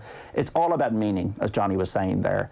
My whole thing is that if you're a Leitrim footballer and you're playing 7 games against Division 4 teams, you're going home and away, you're doing it in summer football, there's crowds at it, and then you get to a Friday night at Croke Park in late August, early September. Friday night for the Division 4 final with a trophy, with a big crowd there. Super Saturday, 2 games, Division 2 and Division 3, and then the Sunday, the All-Ireland final for the Division 1 teams, and then you have a Monday off. You have this national celebration over 3 days, 4 days of football where there's actual meaning to it and actually something tangible to play for. And then you can progress through the divisions and become a Tyrone. You're not cut off into these 2 competitions. That's the way I would see it. If I was the mayor of the GA, but unfortunately I'm not. Oh, we can. A lot of good points there. Directly elected Lord Mayor campaign starts here. Kerry, are we talking about Kerry for a moment? Yeah, we might as well if we're on the GA theme. Stephen Stack is the latest name to emerge with Jerry Sullivan, who was on the programme with you there, Jerry, last week from Radio Kerry, putting that information out into the ecosystem. That Stephen Stack, who won the All-Ireland in 1997, could be heading up a dream team with Donny Buckley, Seamus Moynihan, Dara O'Canada and Mickey Ned O'Sullivan. Yeah. That's a lot of cooks. Peter Keane himself, we know, could be in the running again after his 3-year term, and Jack O'Connor's also circling in the atmosphere. So with Kerry, and I'm just looking at the Kerry jersey here in the studio, there's a lot of anguish in Kerry because it's expected that they win the All-Ireland. They were so close. They don't have these famines. 86 to 97 was the last one of significance. I can remember it'll be 8 years by next year. So that's what's going on in Kerry. Yeah, there was one view put forward by various people that that's too many people. But actually, if you look at the Dublin backroom team, they were about that size, and it's just they were slightly lower profile. And obviously, Jim Gavin was the spearhead, and he brought people in as time went on. But you delegate. It's not that ridiculous that you would have somebody looking after the forwards, somebody looking after the backs. It's just that they are like all-time legends of the game. It's almost that it's a cabinet. It's like a war cabinet. Yeah. That's how I would describe it, because it is a crisis. Kerry, it's a crisis if Kerry are not winning All Ireland on a regular basis. And would that not be quite appealing? Do you not think that it would be? As long as if they get on, absolutely. Yeah. Well, I presume they're being asked because there's been common ground. That's not what you can do for Kerry. They've been teammates. They've worked together at various stages, like the main group of them, and they obviously really respect Mickey Ned, and like Mickey Ned's coaching. The South African rugby team were using Mickey Ned O'Sullivan to teach them how to field the ball at one point. Like, that guy knows the game, and it would be great for a brilliant end to his managerial career if he had a comeback and was successful with it. So it's very left field. It's kind of come from nowhere. The other 2, I think, are still the favourites, but it has a lot to recommend it. No margin for error in Kerry. The expectation there, it's wonderful hospitality and great football is what they want. I mean, if you're from Kerry, you can always console yourself with the fact that you live basically in the best place in the world. You can just go to Killarney, you can go to Dingle, you can go to the Blaskets. It rains a lot. But the Kerry people you speak to, they complain about the fact that it rains a lot. It rains a lot. I think it rains double as much in Valencia as it does in Dublin, for example. But like Kerry, grand, we were knocked out of the championship, but let's go to Dingle for the night. Could be worse. It's true. I see a lot of people giving out about Killarney just being too touristy. I was in Killarney in the summer. I really enjoyed it. I love the fact that you could walk out 5-10 minutes and then you're at Muckers and then you're in the lake. So I thought it was pretty cool. Kerry is literally the best place in the world. It's just off the charts. So they can always console themselves with that and the fact that they've Conor Clifford.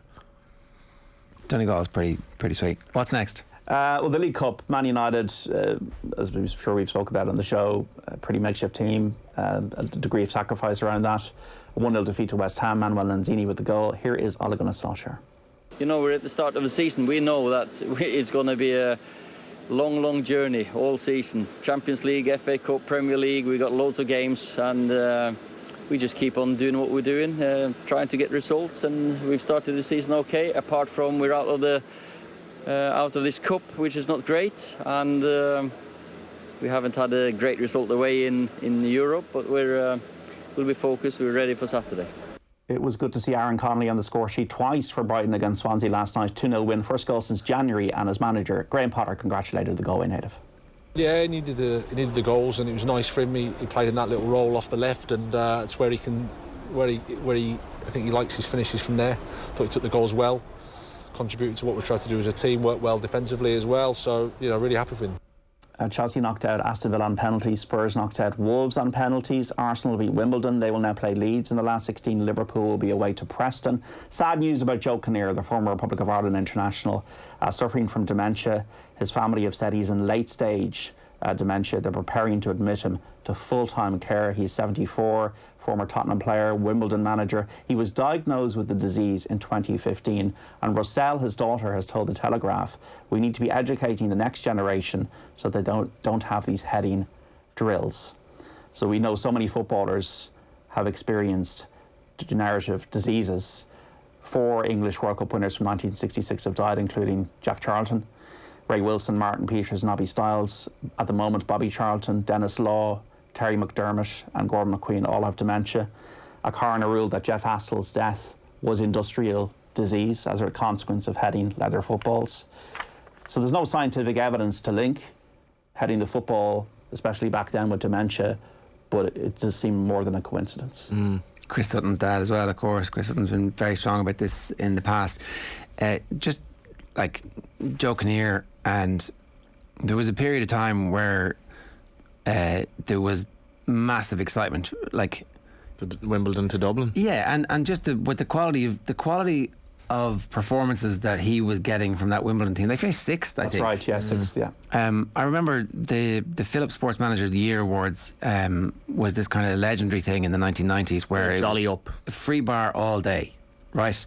And Joe Kinnear was there. I don't know if he was getting the overall gig or if he was showing up because he'd been one of the managers of the month. And I just started getting gigs at FM 104 as like a reporter who would go and stick the microphone and you know, I remember going there and seeing this bacchanalian orgy of every hack in town absolutely shit-faced at like 3 o'clock in the afternoon.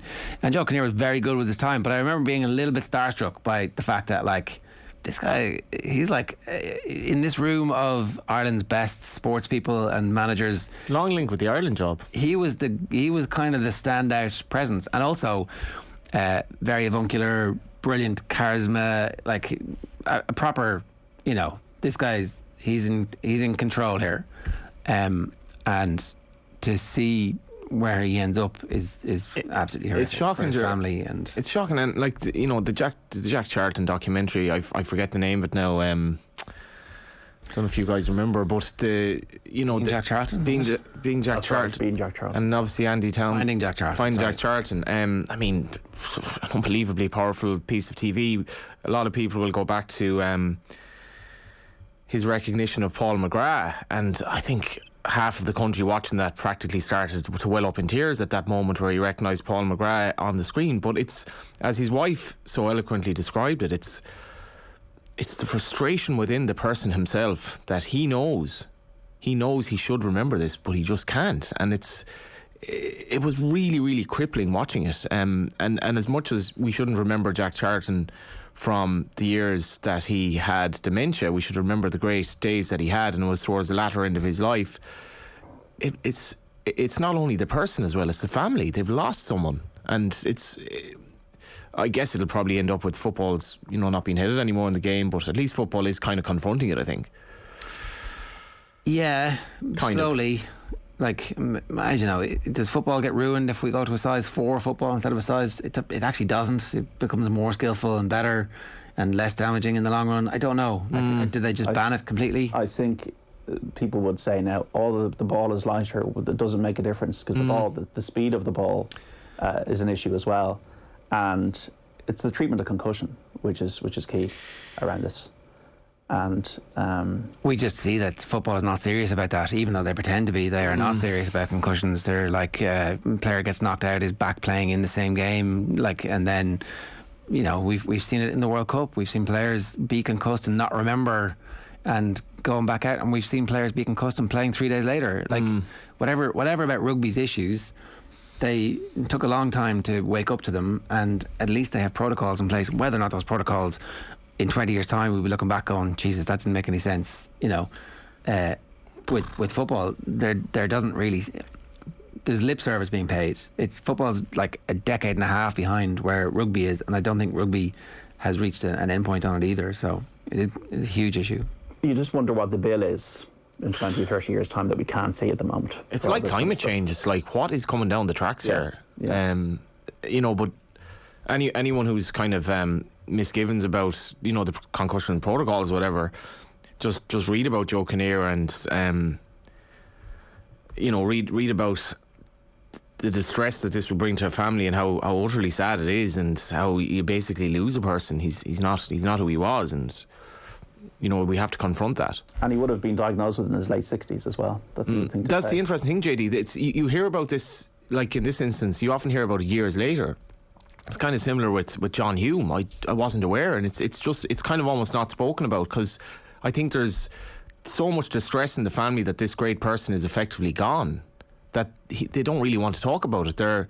I'm not saying they're ashamed, but they want to keep it to themselves. Yes, and he was, as you say, Ger, a very ebullient character on that RT panel in 1994, the World Cup. And at a time, I did think he'd be the next Ireland manager. And when he won that FA Cup at Spurs in 1967, he was the youngest player on the pitch. I'd say they had some good nights out. Absolutely. And hopefully that's how people remember him. Just to finish on the Ryder Cup, the opening ceremony later today in Wisconsin, Europe against the United States. We'll learn the pairings. And Padraig Harrington is so committed and so determined to win this that he's made a promise if he does. Yes, I will be getting a tattoo.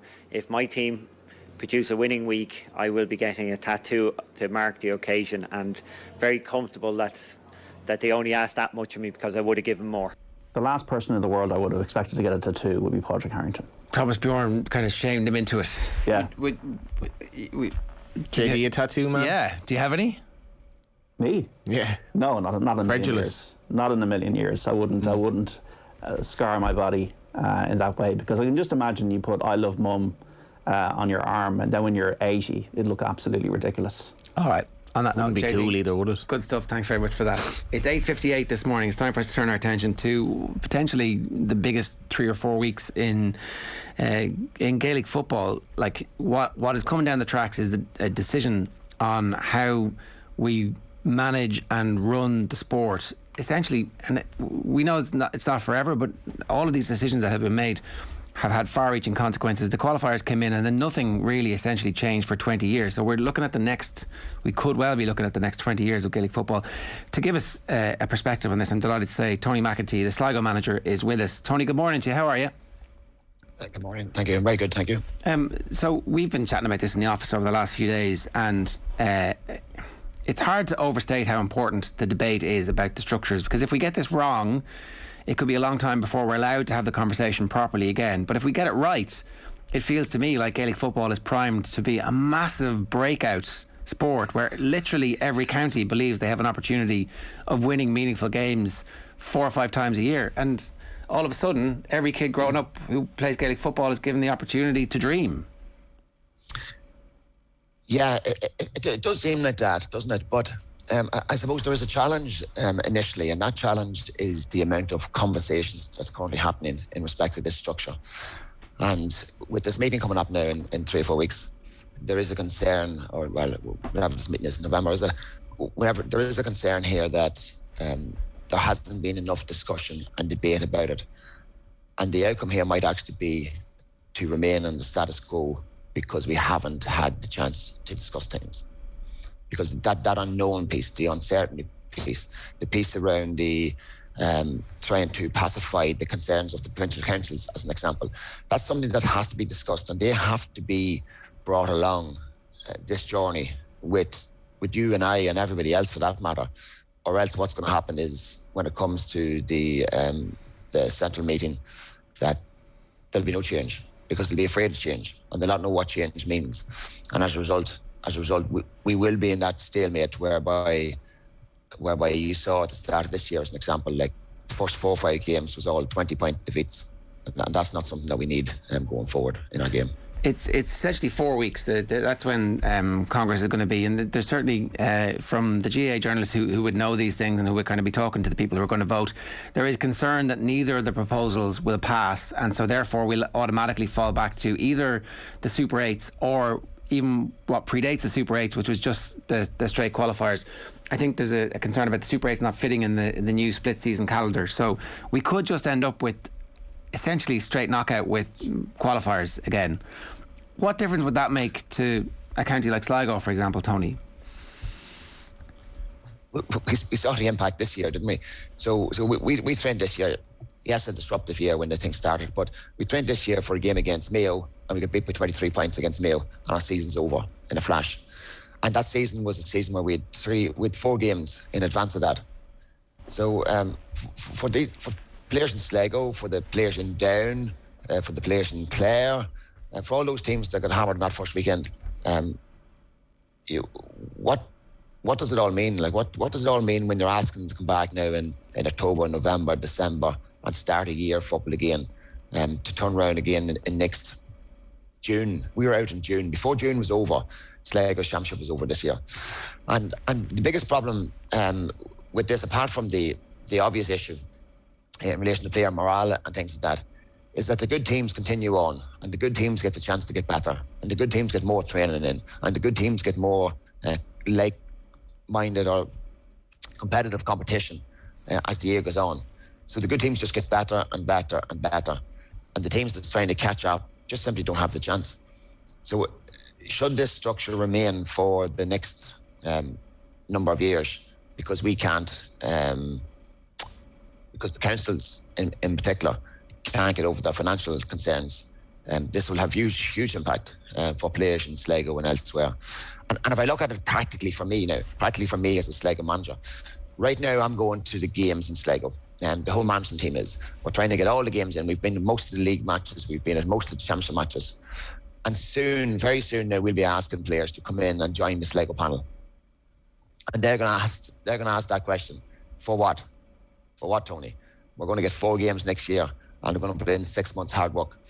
And it's a difficult argument, a difficult discussion to have with a player that you're asking to come in, put so much in and get so little out of it.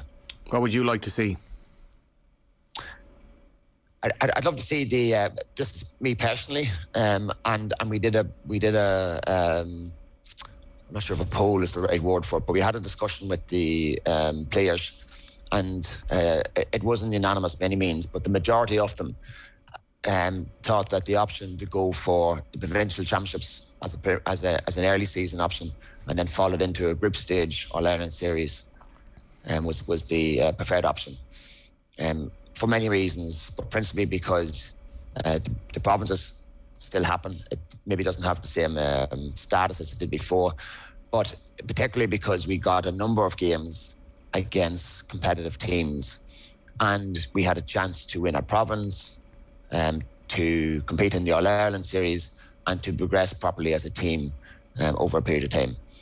So certainly the option I would be looking for, I don't know if it's A or B nowadays, it's changed a couple of times, but that option where you have the provincial series first, followed then by a league/championship format. Yeah, and the league, it seems to make a lot of sense. There's some debate about, if you finish 5th in Division 1, you won't get into the All-Ireland series, and how is that better than finishing top of Division 4? It's like, well, you got beaten in loads of games in the league. That's, you just need to improve next season. That's how competition works. Not everybody gets to progress. Yeah, exactly. I think it's actually the 6th team in Division 1, but still, the same thing applies. You're right. It creates that competition. Like, there's nobody in Division 1 entitled just to get straight into an All-Ireland series. So you're right. Perform well in the league. There's an incentive there for everybody, and that incentive isn't just Division 1. It runs right through to Division 4. And should Division 3 and Division 4 teams still struggle, there is that Tailteann Cup. And that remains there for them, And just there's an interesting point here as well, I think, in that like the ladies' football final recently got a massive TV audience. Yet if you ask like the floating kind of Gaelic Games fan, he or she mightn't be able to name one player from the Sligo football team. Yet Sligo are very good footballers. They're just not getting to be showcased at all. Absolutely. And to be fair, that's Sligo, but it's not just Sligo. There's so many good footballers out there who get so little exposure, because there's nobody interested in games that happens. Like we made TV this year with I think it was Sky actually covered the Mayo game, but it's simply because Mayo was in it. And if it had been anybody else, there's no way that game would have been on TV. And we have some excellent footballers there who are more than competitive in most teams that they might be on. We need more, obviously, and I'm not going to pretend that we're acting like Mayo at this stage, but we're certainly a team that puts a lot of hard work in. Players put a lot of hard work in, and I think, and this isn't about exposure right now. I think it's if we're going to ask these players to keep putting that effort in, if we're going to ask the smaller counties to keep working hard, we need something for them to achieve. We need something that they can see and grasp. We need a goal that's somewhat achievable, not a goal that's so lofty and ambitious that we get there once in a lifetime. This dream, guys, just simply doesn't happen. This dream is, no more. It used to be like when Armagh won the first 11 or Clare won the first 11. Like those are dreams that happen, but not anymore. The good teams are just so organised. They're so fit. They've such a high pick of players. They're so well conditioned. They've so many resources available to them. That the smaller teams are just simply not going to make that breakthrough. It just won't happen anymore. Like it's just not anymore possible.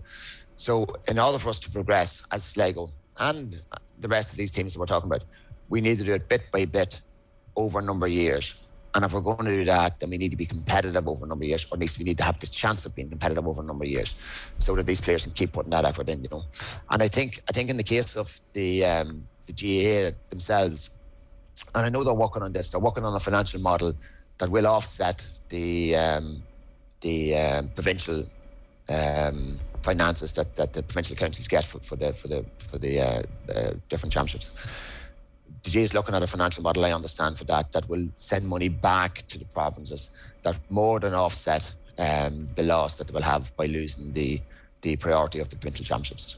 I actually think that the notion that the provincial championships will suddenly become completely irrelevant isn't true, because what's going to happen is the All-Ireland final will be in late June, early July, maybe it'll sneak into August, and there'll be no inter-county football for 6 months. So when the provincial championship comes back the following spring, everybody who is an inter-county fan will want to go and see the inter-county games, and it'll be a short, sharp shock, a blitz essentially over 3 or 4 weeks, and we'll be like, oh, this is great, it's brilliant, these players are back, and now let's talk about what's going to happen in the Sam Maguire race. Like, I think we have a tendency to go to the worst case scenario in all of this as opposed to seeing the possibility. And for me, the bit where you're talking about the players, for what, Tony? When if the new championship comes in, when you're saying to players, well, there's going to be 7 or 8 games in the league, and if we win 7 of those games, we're going to be at an All-Ireland either quarter-final or whatever that round is going to be called.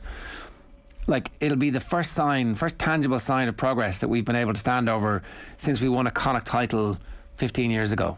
But we have a good chance, because those teams are the same quality as us. They're almost exactly the same quality as us, so why not us?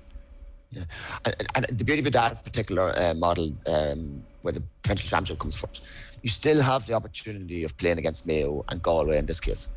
You still can say we played against Mayo and Galway. It's not that you'll never play any of them teams now with the new series playing in Division 3 and Division 4. You play a provincial championship, you get the opportunity, you compete against them, you win or lose, it really makes no difference, and you get into the Ireland series. So I don't see a loss. That there has been, and I've spoken to Sligo people actually, and Sligo people say that we always need to have that ambition of playing Mayo and Galway and the chance to beat them. That's your mark. That's your mark. And listen, fine, that is your mark. but it's just too far away. It's just simply not achievable. Well, like when Leitrim's Connacht Championship win, this is at a time when we'll say Leitrim took on a Mayo team that was an absolute rabble. But like nowadays, the professionalism and all the work that goes in and the resources that goes into the bigger counties, it's pretty much completely impossible for the likes of Sligo and Leitrim to now compete with Galway and Mayo. Simple as. Simple as, yeah. And Sligo, and we got to face the facts here. Like in Sligo, for example, like we're now 10 years effectively in Division 4. We bounced up to Division 3 and back down. It was effectively 10 years in Division 4. A Connacht final, as you said, back that same length of time, 10 years or more ago at this stage. And we need to be, and all the smaller counties, we need to be realistic. We need to understand where we are at the minute. We need to accept where we are at the minute. We need to be comfortable that we are in whatever position we're in at the minute. Because until we accept that, then we're not in a place that we can grow or we can develop or we can mature into the team that we might be in the future. If we keep looking at the likes of Mayo and Galway and think that we're them, I think that we can compete against them realistically on the big occasion, well then we're only fooling ourselves. In a lot of ways, we're only fooling ourselves. And that's just not us. It's Division 2, 3 and 4 counties at the minute. So in a lot of ways, we need to accept that. But the smaller counties, Sligo and everybody else, accepting that alone is not enough. Because we're not totally in control of our destiny here. And that's why this is important, that we look at about change in structure. That's why it's important it happens. And Tony, isn't there a kind of a sense of like trying to win the hearts and minds here? Like just Sligo as an example, like Markievicz Park is a really iconic ground, but like when did a Sligo fan last go there and really feel passion in his heart because, I saw a Sligo team do so well? Whereas you can go to the showgrounds and you can see Johnny Kenny score for Sligo Rovers in a professional league, and if you're a young player who might be toggling between Sligo Rovers or Sligo football, and I'm not sure if there's much of a crossover, it's like, well, I could have a professional career and possibly win a league with Sligo Rovers, or I could go to play football for Sligo and be a baby elephant mauled by lions in Castlebar. Yeah, yes. Listen, the biggest problem we have in Sligo is the soccer. The soccer does well. I think it's, in my view on it, it's a slightly fool's goal looking at the soccer piece, because I'm not sure there's that many homegrown Sligo players playing with Sligo Town. But the second issue we have then would be potentially rugby. We have a few players who actually would be very good at the rugby as well, and Connacht rugby would be reasonably strong. And then, for good or bad, the actual issue that impacts us most in the football end is the hurling. We have quite a crossover of players who are very good for us on the football side, that also are very good for Sligo at their level in the hurling side. And this presents an issue for us as a small county, because we have 23 clubs in Sligo at the minute. We have 50,000 people in total. And in a short season, it is impossible to play 2 sports in a short season and get all the games in and expect to get some level of training or coaching or conditioning or otherwise for those types of players. So that's a big issue. And I know it's not a big issue elsewhere, because dual sports people just simply are a rarity at this stage. And if we could accommodate it, we have 4 or 5 possibly in Sligo who play hurling, who we would like on the football panel. Okay, and that's news to a lot of people, isn't it? Well, and look, you can see it in other counties as well. Wexford definitely have issues where there's a crossover, and I actually don't know what the solution to that is. I definitely know what I think. Like, it's interesting to hear that your players, it's not unanimous, but certainly it sounds like the bulk of them were in favour of the league campaign.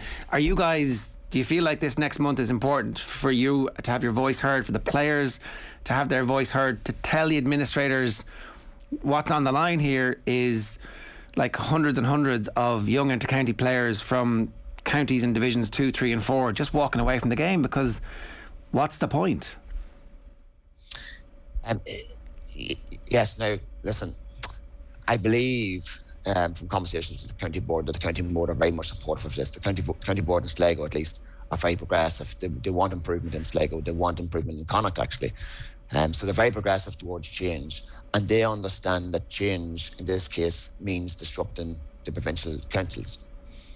And I do also believe that the other counties and county management and county teams in Connacht, in this case if I stick with Connacht, are also in favour of change, or potential change at least, in one of those two options that might be available.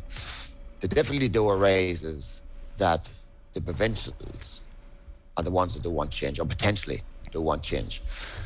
Now when it comes to Congress, each county has their own mandate, I guess, and their own vote. So it's not the provincials that vote, clearly, as we know. But will they be under pressure from the provincials will they be mandated from the provincials to vote the way the provincials want, or will they accept their own county vote from their own committee? So I suppose therein lays the issue, is that pull and tug between paymaster and pay, as to what outcome will come there. But what I would say is that we need the task force that come up with these rules to come forward with further explanation on the financial proposals. We need enough information so that the walls that have been built up with provincial counties can be knocked down, and that they can be given more reassurance and understanding around the financial pieces. Because once that's sorted out, I do believe that everybody will be consistent in moving forward with progression here in relation to GAA. And I hope that is the case. Because earlier in the year, the end of last year, we had a situation whereby the GAA task force, or one of the task force, made a decision to move from odds to evens in year grades, resulting in the under 17 minor grade. And I'm not sure, well, I'm certain at least that minor grade system at 17 years of age is not working. And I'm just conscious here that we will end up with a second policy decision making coming from task force that either is adopted or not, and will be the wrong decision. And I think already we have a huge problem with under 17s coming through the seniors. And if we now have a situation where we have the county situation is not sorted out, we have two major headaches in the GAA that we are simply not dealing with. And I think that's going to be a problem for us moving forward, right across the board. Tony, great to have you with us this morning. Congratulations on the re-ratification, and thanks a million for sharing those views, because it's important that we get them here. Cheers. Thanks, guys. Tony McEntee giving us his thoughts there, and as I said, ratified for another year in Sligo. We've got to take a quick break at 17 minutes past 9. We're back with Louise Quinn next. OTB AM. This is OTB Sports Radio. Off the ball. It's North London derby time and Off the Ball this Sunday. Kenny Cunningham and Nathan Murphy will be calling the action from the Emirates for us as Arsenal take on Tottenham. Down to his right boot, bending it on. It's a stunner from Young Min Son. First chance of the game for Tottenham, and Son scores. That is sensational. Spurs lead in the North London derby. Kickoff is at 4:30 in that one. We'll also keep you up to date on the final day action from the Ryder Cup in Wisconsin as Harrington and co chase glory. All that plus the usual paper review this Sunday on Off the Ball from 1 until 7. Off the Ball. Don't miss a moment of the action every weekend from 1 p.m. on OTB Sports Radio. Listen live on the OTB Sports app. Manchester United fans won't want to miss our latest Cadbury FC roadshow. We're going behind the scenes at Old Trafford with legendary defender and Champions League winner Jaap Stam. He'll be chatting about his glory years at Man United, working with Fergie, and we'll also be hearing from the legendary kitman who looked after Bex, Keane and Cantona. That's Albert Morgan. Irish international and massive Man United fan Stephanie Roach will also be joining us. It's all with thanks to Cadbury FC and their club partnerships, granting you access all areas at the Premier League's biggest clubs, coming to OTB Sports social channels this week. OTB AM. With Gillette, put your best face forward with our new and improved razors. 18 minutes past 9 this morning here on OTB AM. Delighted to say Louise Quinn is with us to reflect on a big win for the Ireland football team against Australia, 3-2 win in Tala earlier this week. Louise, good morning to you. How are you? Good morning. How's things? Yeah, good. What was the immediate feeling after getting the victory against a team as ranked as highly as Australia are? What was that like? Yeah, I think obviously just overjoyed to kind of get the win and kind of, hold on for the majority of that second half. I thought we actually just performed brilliantly, and how we kind of still were in control of the game. And that feeling, I really didn't feel like that they were going to score. And obviously then when the whistle went, it was, I think it was that sort of like, bit of bit of scream of joy kind of for that kind of, holding them off in the second half, really. The build up to the game, I guess people have been talking about the recent run of defeats, and I know some of those games are important, some of those games are less important because they're friendlies, but the way that a run gets talked about is it all just kind of congeals. It's like, this is a losing team on a losing run at the moment. So although it was a friendly against Australia, there was extra importance to it. Yeah, of course, we're always looking to win the games and not kind of keep, having the results that we don't want. But I just really didn't think into it too much. I think there was a lot of talk about it, but I genuinely didn't hear too much, or it wasn't the thing that was on the the top of my mind. It was, right, let's try get a result against this, against this quality side, who have just competed so well at the Olympics. And for me, and I think the rest of the squad, obviously how we approached the game, that was generally it. It was just, wanting to really get a result out of Australia when we knew as well kind of that we could. An absolutely excellent side, especially, up top, their speed of play is unbelievable. So, to try kind of, stop that and kind of be able to take the win from that is incredible. And I think even, their style of play could even be, something similar to what we want to kind of do one day, just that really kind of fast transition and, how they deal with this and finish their chances. So it's Ireland's first win, Louise, over a higher ranked nation in 30 years. But is there a different mentality in the squad? Because it's kind of during further, there are noises about Vera's in the sense of the run of defeats. But I often feel that there's what people say from the outside and what people say from within the squad. And do you guys actually feel that this is all just, we're making progress, we've lost games against good teams, and we are actually on a kind of a progressive step under her? Yeah, exactly. I think from what the squad were just in great form. This last 10 days, and that was really shown.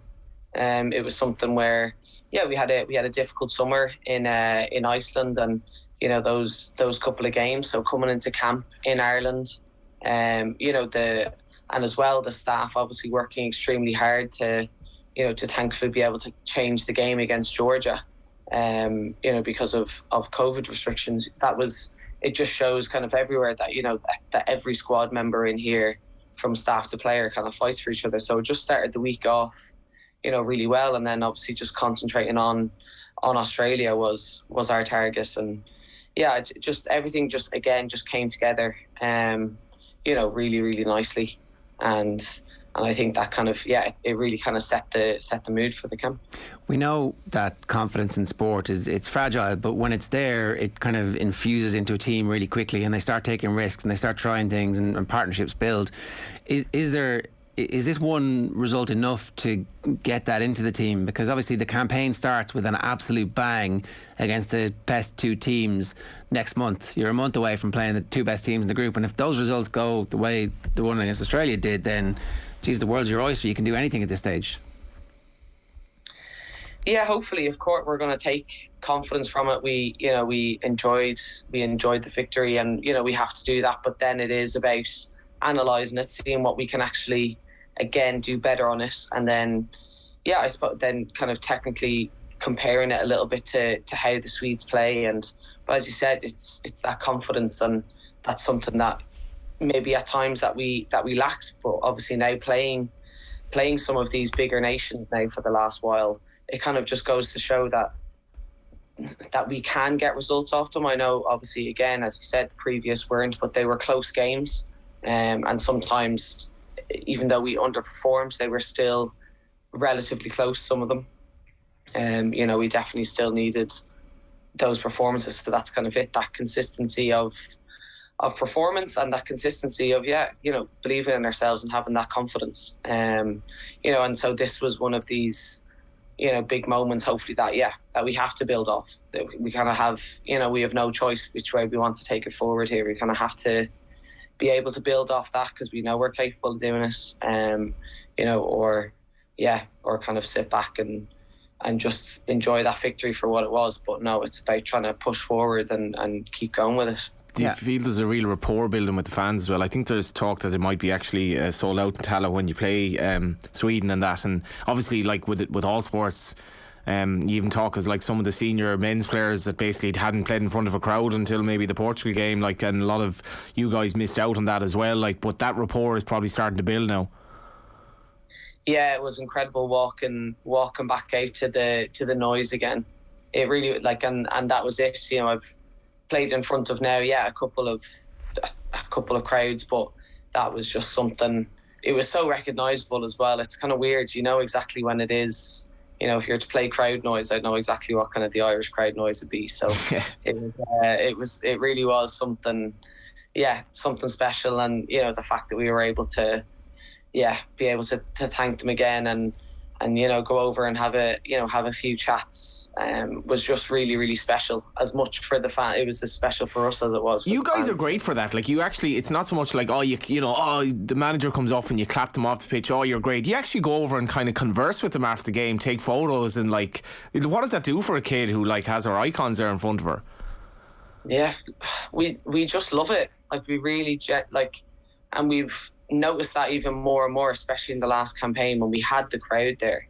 Just this extra electricity kind of came over us. You know, something just started to happen and click more, and you know, and it's so encouraging. And then as you see, there's, you know, kids' eyes kind of lighting up, and you know, what's not to love about that, to be honest. You know, we are footballers, but we're also trying to, you know, be role models and inspire the next generation of people coming through. And, you know, there was at times, even still when I was going to games when I was a kid, if any player kind of came near you, said hello, it was something, you know, something really special that can stick with you. So, you know, if we can kind of plant some of those memories in and inspire them, that's something that this squad, you know, we love to do.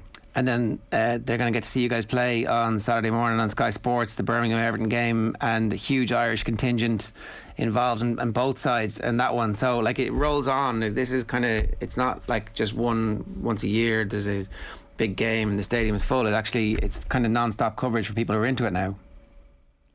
Yeah, it's non-stop. There's, you know, games constantly every weekend. It's so accessible. And for us, that's it. We just got to, you know, keep rolling, keep going, and to kind of have then that Sky Sports deal is just a massive step forward for women's football, and just making it that accessible, and you know, and showing off what it's all about. And Louise Quinn and yourself are striking up quite the partnership. Still not related. No, definitely not. No, but she's just been. You know, she just did. Like, her debut is just something to be reckoned with. To be honest, it was class, and you know, so I live with her as well. So we, you know, we've been kind of talking about these things. Obviously, the process that she had to kind of go through, and for it to finally happen, and then you know, cap it off with the goal and a really dodgy celebration was something else. The stuff dreams are made of. But listen, best of luck this weekend, and thanks a million for joining us this morning. Congratulations. I didn't even ask you about the winner. At what point does the ball kind of leave your head and you're like, that's gone back in the net, thanks very much? No, I don't know. It just kind of it was just coming for me, and just no one else was kind of getting their head in it. So I was like, right, so you know, swoop down to go get it. And I don't know, you just have that kind of flash second where you just kind of see it just about going in, and then just that runaway. It's only literally a millisecond that you kind of see that's right, this is there we go, that's actually gone in there, that's just about hit the nest. So I don't know, but it was it was great, and obviously just to kind of contribute in that way was amazing. And no dodgy celebration? No, it was all right actually, just a nice kind of wheel away or run towards Katie, you know. 7 out of 10. Harsh. Well, hopefully you'll get plenty more practice. Louise, good stuff. Thanks a million for joining us. Cheers. Thank you. It's Louise Quinn giving us some thoughts there on a big win for Ireland and ahead of a big game for Birmingham against Everton the weekend. It's just great to have crowds back as well. Like, I think the crowds. It's literally been pretty much proven now that crowds are the difference in home and away, in home advantage and not home advantage. And like whatever chance Ireland have against Sweden with no one there, a full Tala, it makes a massive difference. Well, I was going to say as well, like they had just started to sell out Tala for the games, and they really missed them. They clearly missed them, and they clearly missed that kind of. Soon they'll be in the Aviva Stadium, if not selling out, like selling huge seats, because that's the only way this thing is going. Like in general, I think. OTB AM is brought to you by Gillette. Good morning. Start with Gillette. Put your best face forward with their new and improved razors. Tomorrow morning we're going to chat with Alan Quinlan, Andy Lee, much more as well. Owen's going to be back and is going to join Adrian in studio as well. I want to tell you, although, that this week is European Week of Sport, which aims to promote sport and physical activity in all countries across Europe. This week is for everyone, regardless of age, background or fitness level. With a focus on grassroots initiatives, the aim is to inspire Europeans to #BeActive on a regular basis and create opportunities in people's everyday lives to exercise more. To celebrate all this week and off the ball from 7 o'clock, we're giving away a €100 Sport Ireland campus voucher every evening, as well as an overall prize, which includes a family coaching session with some former Olympians at the facility, as well as a behind-the-scenes tour of the Sport Ireland campus and more. So be sure to tune in tonight for that. We'll be giving the whole prize away on tomorrow's show. Right now, rugby with Matt Williams. Yeah, you're welcome along. So, first Wednesday night rugby of the new season. Very happy to say Matt Williams is with us. Hello, good to talk to you again. You're very welcome. Hey Joey, great to talk to you, mate. Looking well and healthy in all that we've been through the last few months. Good to see you, mate. Likewise. Loads to talk about. The shape of this season is going to be very, very different. One brief tangent. First of all, I saw Eddie Jones was talking yesterday, so no great surprise, I would think. But he just confirmed he is walking away from the England job at the end of the next World Cup 2023. It's the last chapter, he said.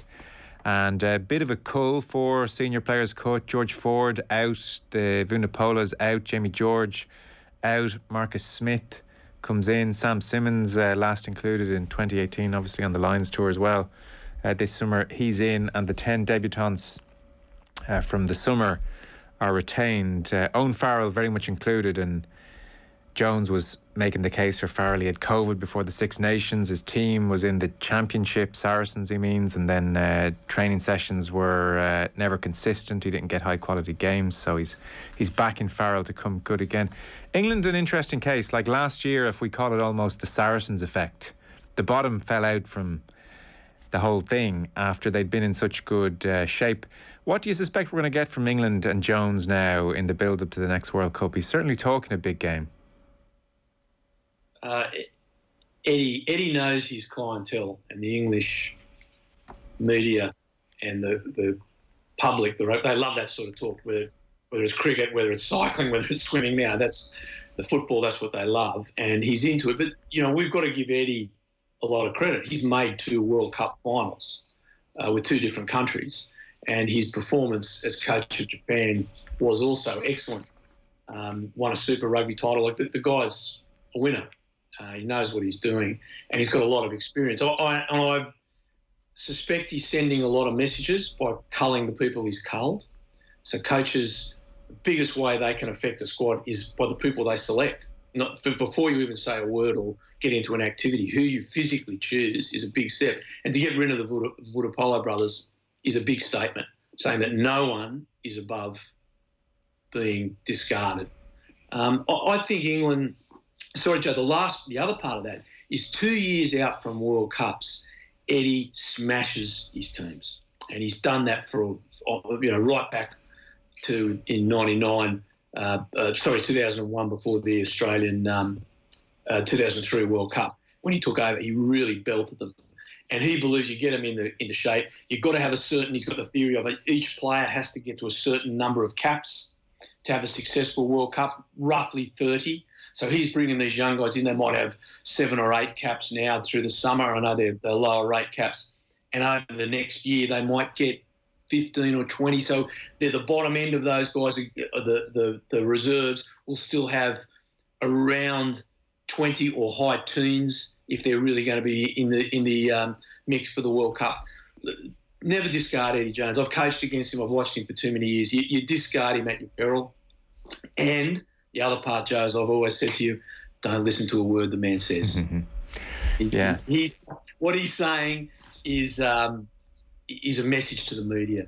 And you just don't listen to him, but observe him very closely. That's where you learn, by watching, not by listening to his words. Yeah, well, he came out yesterday and billed this now as we've got 5 campaigns until the World Cup, 5 proper windows to get together. So that's where he's at and where he's thinking. He said he's more excited than ever. So that was Eddie Jones yesterday confirming this is his swan song with England, his last 2 years ahead of the next World Cup. So the rugby season, I mean, given COVID and everything, this is almost the first time in some time that we're looking at a season as intended. I mean, it's really interesting, the shape of it, and there has been so much change. It's so striking. Let's start, for instance, and we'll get on to the United Rugby Championship, but for instance, it's worth pointing out to everybody, in Europe, in the Champions Cup and the Challenge Cup, first round is in December. There is no European rugby until December. Now, on the one hand, I'm enticed by the idea of a couple of more knockout games, you know, and that's exciting, but I don't know. I mean, you do think of the rhythms of the season, and we're very much used to like October time getting the European ball rolling. It's a great talking point and kind of knits the season together. You know, you've a couple of, I guess, more domestic Celtic League type games, and then you've got Europe, and then, you know, depending on that, someone's in crisis or not, and you regroup and you go again, and those December games are always great. So, I mean, it just jumped out to me. I hadn't fully appreciated it during the summer. The new season now, no Europe until December. Yeah, I was exactly the same as you, Joe. I was doing all my plans to be with you and the boys in October to do the TVs we do, and all of a sudden I said, well, what do you mean there's no games in October? And I think there's a couple of aspects to why that's happened.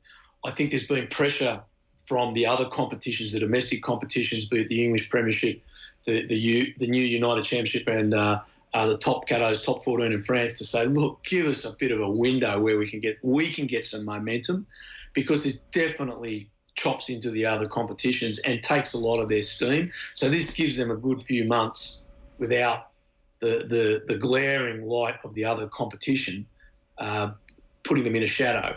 So I think that's one. The other one, Joe, is money. Like money's always the basis of all these decisions. The knockout, to have a knockout quarter-final system, as in a home and away, or a 2-round, for want of a better term, that generates a lot of money for the clubs and for the competition. And I think that's the main reason. We all know quarter-final weekend, it's usually 2 weeks after the Six Nations finish. It's my favourite weekend of club rugby of the year, because you've got all these high-quality games. There's a lot riding on the games, and there's so much rugby on the Friday, the Saturday and the Sunday. It's wonderful. You're going to have that 2 weekends in a row. And that's a big generator. And it's very exciting, but it's also a big generator of revenue. It's a decent payoff for skipping October, isn't it? It definitely is, mate. I think it's the right thing. And I think it also, if you look at it the other way, it allows a lot of sunlight and concentration on the Heineken Cup post Six Nations.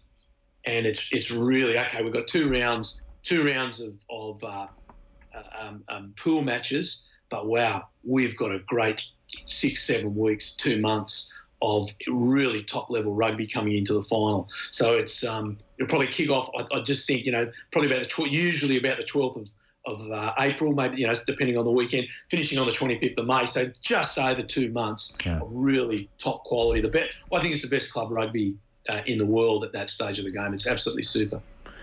So the United Rugby Championship, we have had the Celtic League, we've had the Pro 12, 14, 16, we even had a little taste of the Rainbow Cup. Here we go again, the United Rugby Championship. I've spent quite a lot of time trying to figure out the intricacies of this thing. This is complicated. This, unfortunately, is not a tournament that the casual fan can glance at and understand what game means what and for whom. I'm hoping that you can explain it to me, Joe, because when we were talking to the producer, they said, we're going to talk about it. I said, mate, I can't figure it out. Jay's got to the bottom of it. It is a complicated competition. Yeah. So, South African sides joining Bulls, Stormers, Sharks, Lions joined the previous cohort from Ireland, Wales, Scotland and Italy. So 16 teams divided up into 4 pools, largely along regional grounds.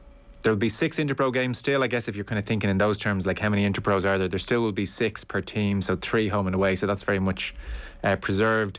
The South African sides will do most of the travelling. They'll be in Europe for kind of 3 and 4 week blocks, and then each of the Northern Hemisphere sides. So each of the Irish sides, for instance, will go down to South Africa once a season and play 2 away games there. Gets underway this weekend. Ulster, Glasgow has a familiar ring to it, obviously, on Friday. Connacht are away to Cardiff. The interest, I suppose, in the new frontier is that Leinster play the Bulls fresh from their Currie Cup win. Jake White, their coach. That's on Saturday, 5:15.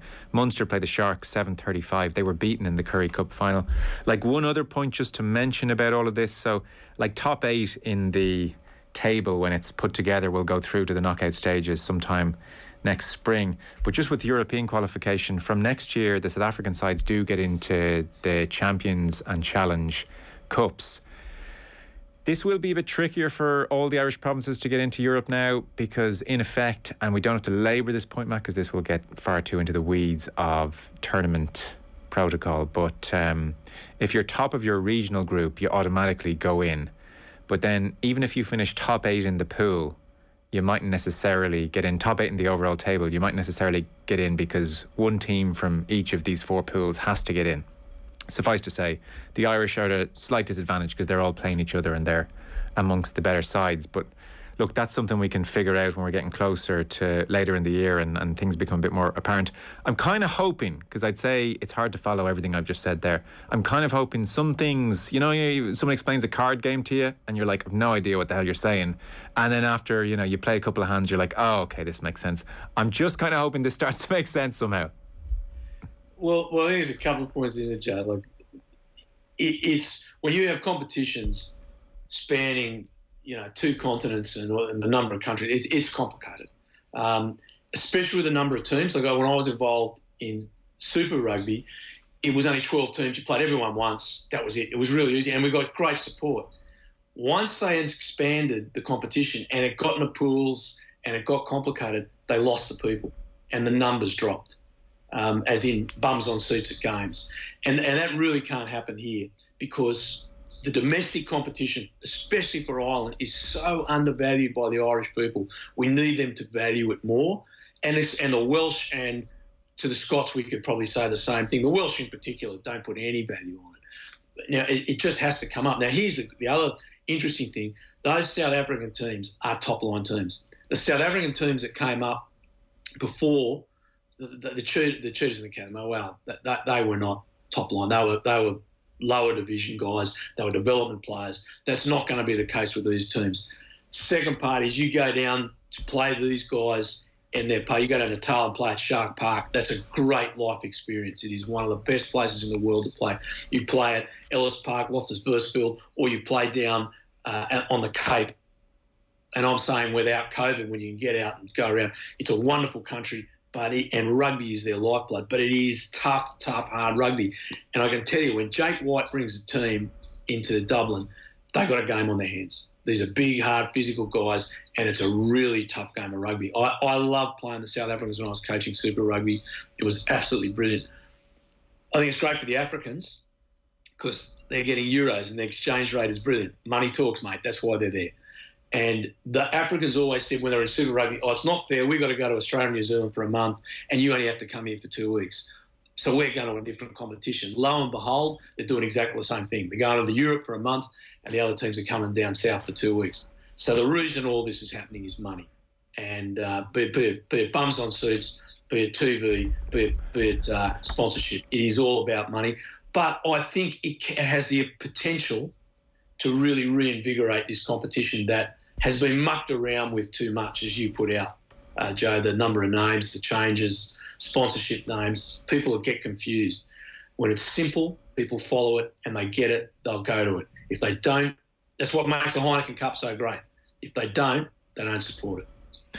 A lot of us would have watched several of these teams in the build-up to the Lions test matches. Now, crucially, they were without their Springbok star names. It was fairly average, I would have said, rugby on display. So they're still going to be without their Springbok names because the Rugby Championship is on until, well, I guess October 2nd. So it remains to be seen how many come back and how quickly.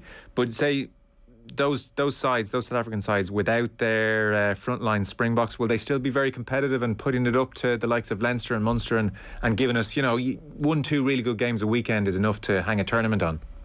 Yeah. It's a great question, Joe. It's a great question. Without the Springbok players, it's hard to say. Look, we were comparing against the Lions. The Lions is the best of 4 nations, and that's a really great. And that was a talented Lions side. They just played absolutely crap tactics against the Springboks. They were just ridiculous tactics, as the Australians have exposed so greatly how poor the Lions were. But the Lions were a really powerful team. Now, even Leinster and Munster are not on that level. So I think they can, with the Springbok players back involved, I think they can be very competitive games. I think they'll be much, much more competitive than the other countries, as in the Welsh and the Scots and the Italians. I think they will be, especially when they go down there. It's a great challenge, and for the players, it's a great life experience. As I said, it's something I think we'll get a lot out of it in time. There's still some, especially with COVID, there's still some settling in to do. Yes, no doubt. And I think this side of Christmas, it could take a while for this to settle down into some kind of rhythm or some kind of, we'll get form lines we can rely on, because, as I mentioned, South Africans still without their star names. The Rugby Championship is on until October 2nd. I mean, by the way, those South African Springbok players still stuck in camp with each other. I mean, the Lions tour feels like 5 years ago at this stage. I can't believe they're just still together and still, on that hamster wheel day after day after day. So who knows what shape they emerge in. So they're in Rugby Championship action till October the 2nd. That gives this new tournament, the United Rugby Championship, a couple of weeks maybe to have some interesting games. But from late October, interestingly, and this is a contrast to previous versions of, say, the Pro 16, there'll be no games right across November. They're not going to clash with the November internationals. I guess they don't see the value in that, and that's probably understandable. And then, so that's November out, and then we're into European games in December, and then Christmas time obviously is the Interpros. So, I mean, it could be really a glimpse of January before Six Nations, before we get into some kind of rhythm where you have almost everyone, fully stocked and going at each other. That's the only slight concern as I look at the calendar. I'm delighted for the top 14 and all these other tournaments getting their run. I'm not quite sure where the United Rugby Championship gets its run this year anyway. Yeah, the Lions year for the South Africans, and we always say that post-Lions in Europe, the guys have been involved are very tired. Imagine what these poor buggers that have been wearing the green jersey are going to be like. Because they've got to come back up here and play in November, Joe. So they finish 2nd of October. They might get home for a couple of weeks. I'm not sure how that's going to go with because South Africa is on the red list for the UK. They might have to go directly from Australia into the UK or go home for a little while, then do another 2 weeks quarantine. These poor guys have been in this bubble for months and months and months. And we do know through the rugby league in Australia, the guys that have been doing that and the AFL guys, like the mental stress mentally, not so much physically, but the mental stress of being isolated away from families and in hotels for such a long period really, really was a factor. So, I think this is a betting in year. Yeah. When all the planning was in place, no one knew what was going to happen. But I really do feel for the Africans. That's they've had to really carry a big burden for the Lions and now the championship, and then to come back after November. Well, we'll see how it all goes. I guess the proof will be in the pudding over the next couple of weeks. Like I said, this first weekend, Ulster, Glasgow, Cardiff, Connacht. Saturday, there's a real hope, I would think, on the organisers in their minds that Leinster against the Bulls and Munster against the Sharks really delivers doubleheader across Saturday evening. So that'll be a real maybe test for where this tournament is and how competitive it is. Of the Irish provinces, who interests you the most at the moment? Oh, Joe, I think it's going to be same as it has been. I think Leinster are definitely still out in front. Munster chasing, quality Munster side, not there yet. They're and this is the hard part. I think we've been saying almost the same thing for 5 years with Munster. Semi-finals, playoffs, they get there, they're good, they try their heart out. There's no questioning their courage or their commitment. Just probably lacking a few quality attacking finishes to really take on the Toulouses of the world and La Rochelle and maybe the top end of the English Premiership. I think Ulster are again on the improve. Definitely played some really good rugby last year. I think they'll be better for their experience last year.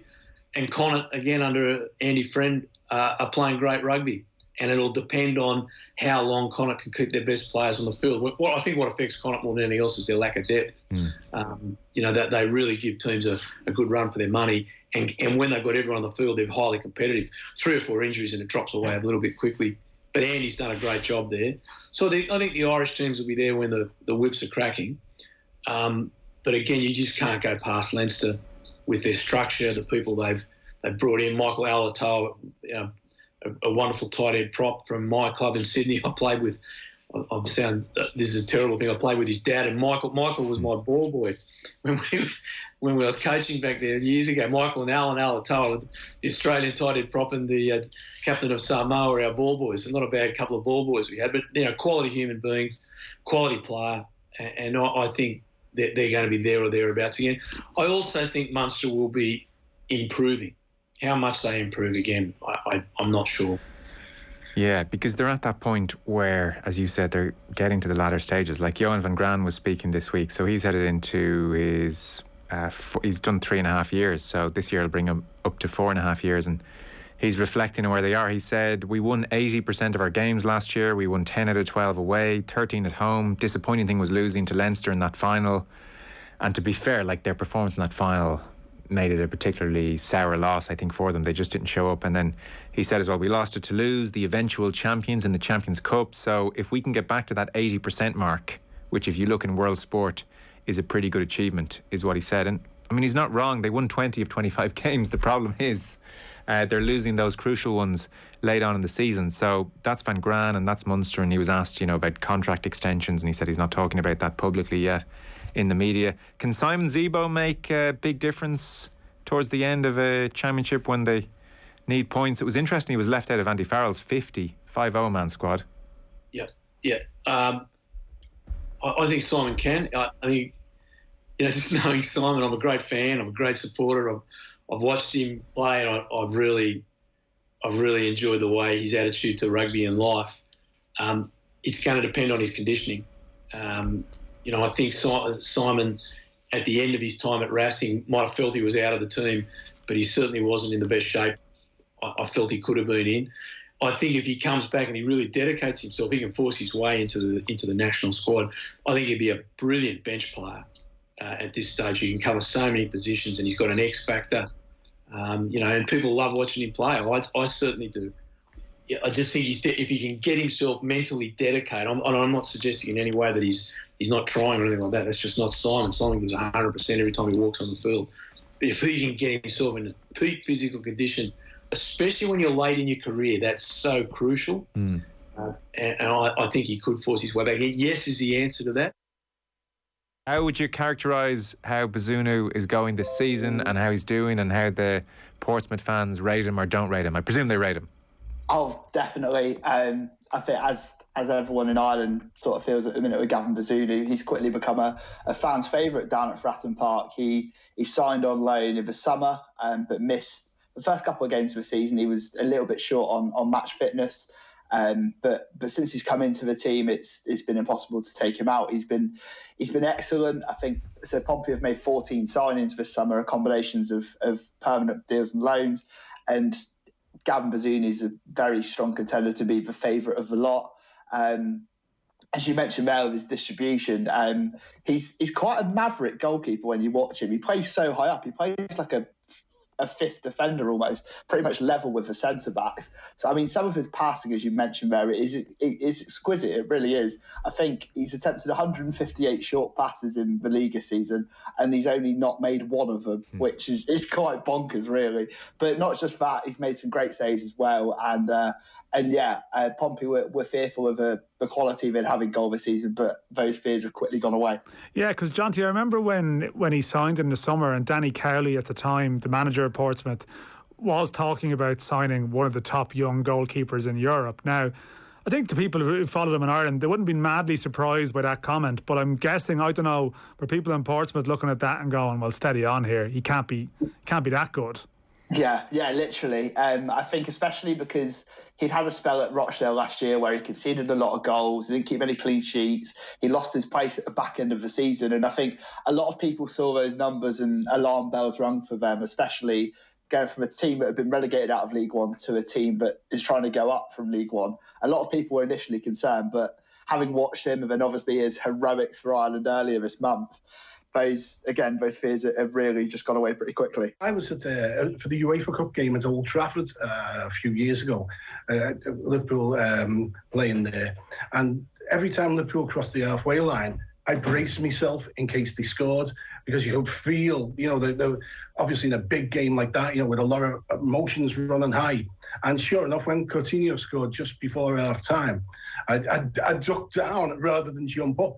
And some guy came flying over the top of us. He was older than me. And he ended up at half-time lying with his head facing down the steps between two blocks of seats. And the ambulance man had to come and deal with him. And, when you get situations like that, that's not good. It's not good. And the best thing you can do is let people celebrate in a way that they're not going to hurt themselves and others. Yes. So in a sense, it's an acknowledgement of the reality here. I mean, this isn't about encouraging a better atmosphere necessarily.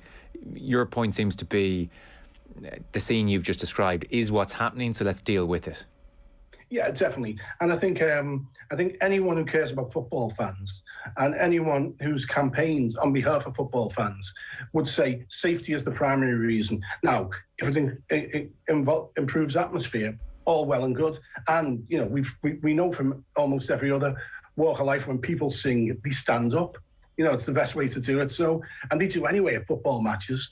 So that'll be a side effect. It probably will improve the atmosphere. But the main thing is people, and you know what? It might be the majority of people only have cuts and bruises on the shins and things like that. And it may be, but, they can at least go home without that sort of thing. So we'll say for protein, an elite athlete should be getting about 2 grams of protein per kg of body weight. So if you're an 80 kg athlete, you need about 160 grams of protein intake throughout the day. And one of the big things that the research is showing now as well, Joe, is that in GAA players in particular, they're getting enough protein, but it's not evenly distributed throughout the day. So they're getting it at dinner time, but not always enough at breakfast and at lunchtime. And in terms of recovery and building muscle and repair, what we need the protein for as athletes, we need it to be evenly distributed throughout the day. So it's not enough just to get one hit. So again, the athlete has to be mindful to get at least 20 to 30 grams of protein at each meal and snack to optimize recovery. Okay. And so, look, it must be very tempting. I won't name any brands here, and maybe you could refrain from doing the same, but it's very tempting, I suspect, if you do your maths there and you need 160 grams of protein and you're running around to see a protein bar which offers you 20 grams in one quick bar. Where are we in protein bars? Are they good, bad, and different? Can a synthetic protein possibly do the same as, chicken or a more natural form? Yeah, and it's when it comes to sports nutrition, it's always food first approach. Always, that's the big thing with sports nutrition, is to understand that you need it from food first. But there is a place for sports supplements, and the higher quality, tested, researched supplements, they're there, and they're there for a reason, and they do support.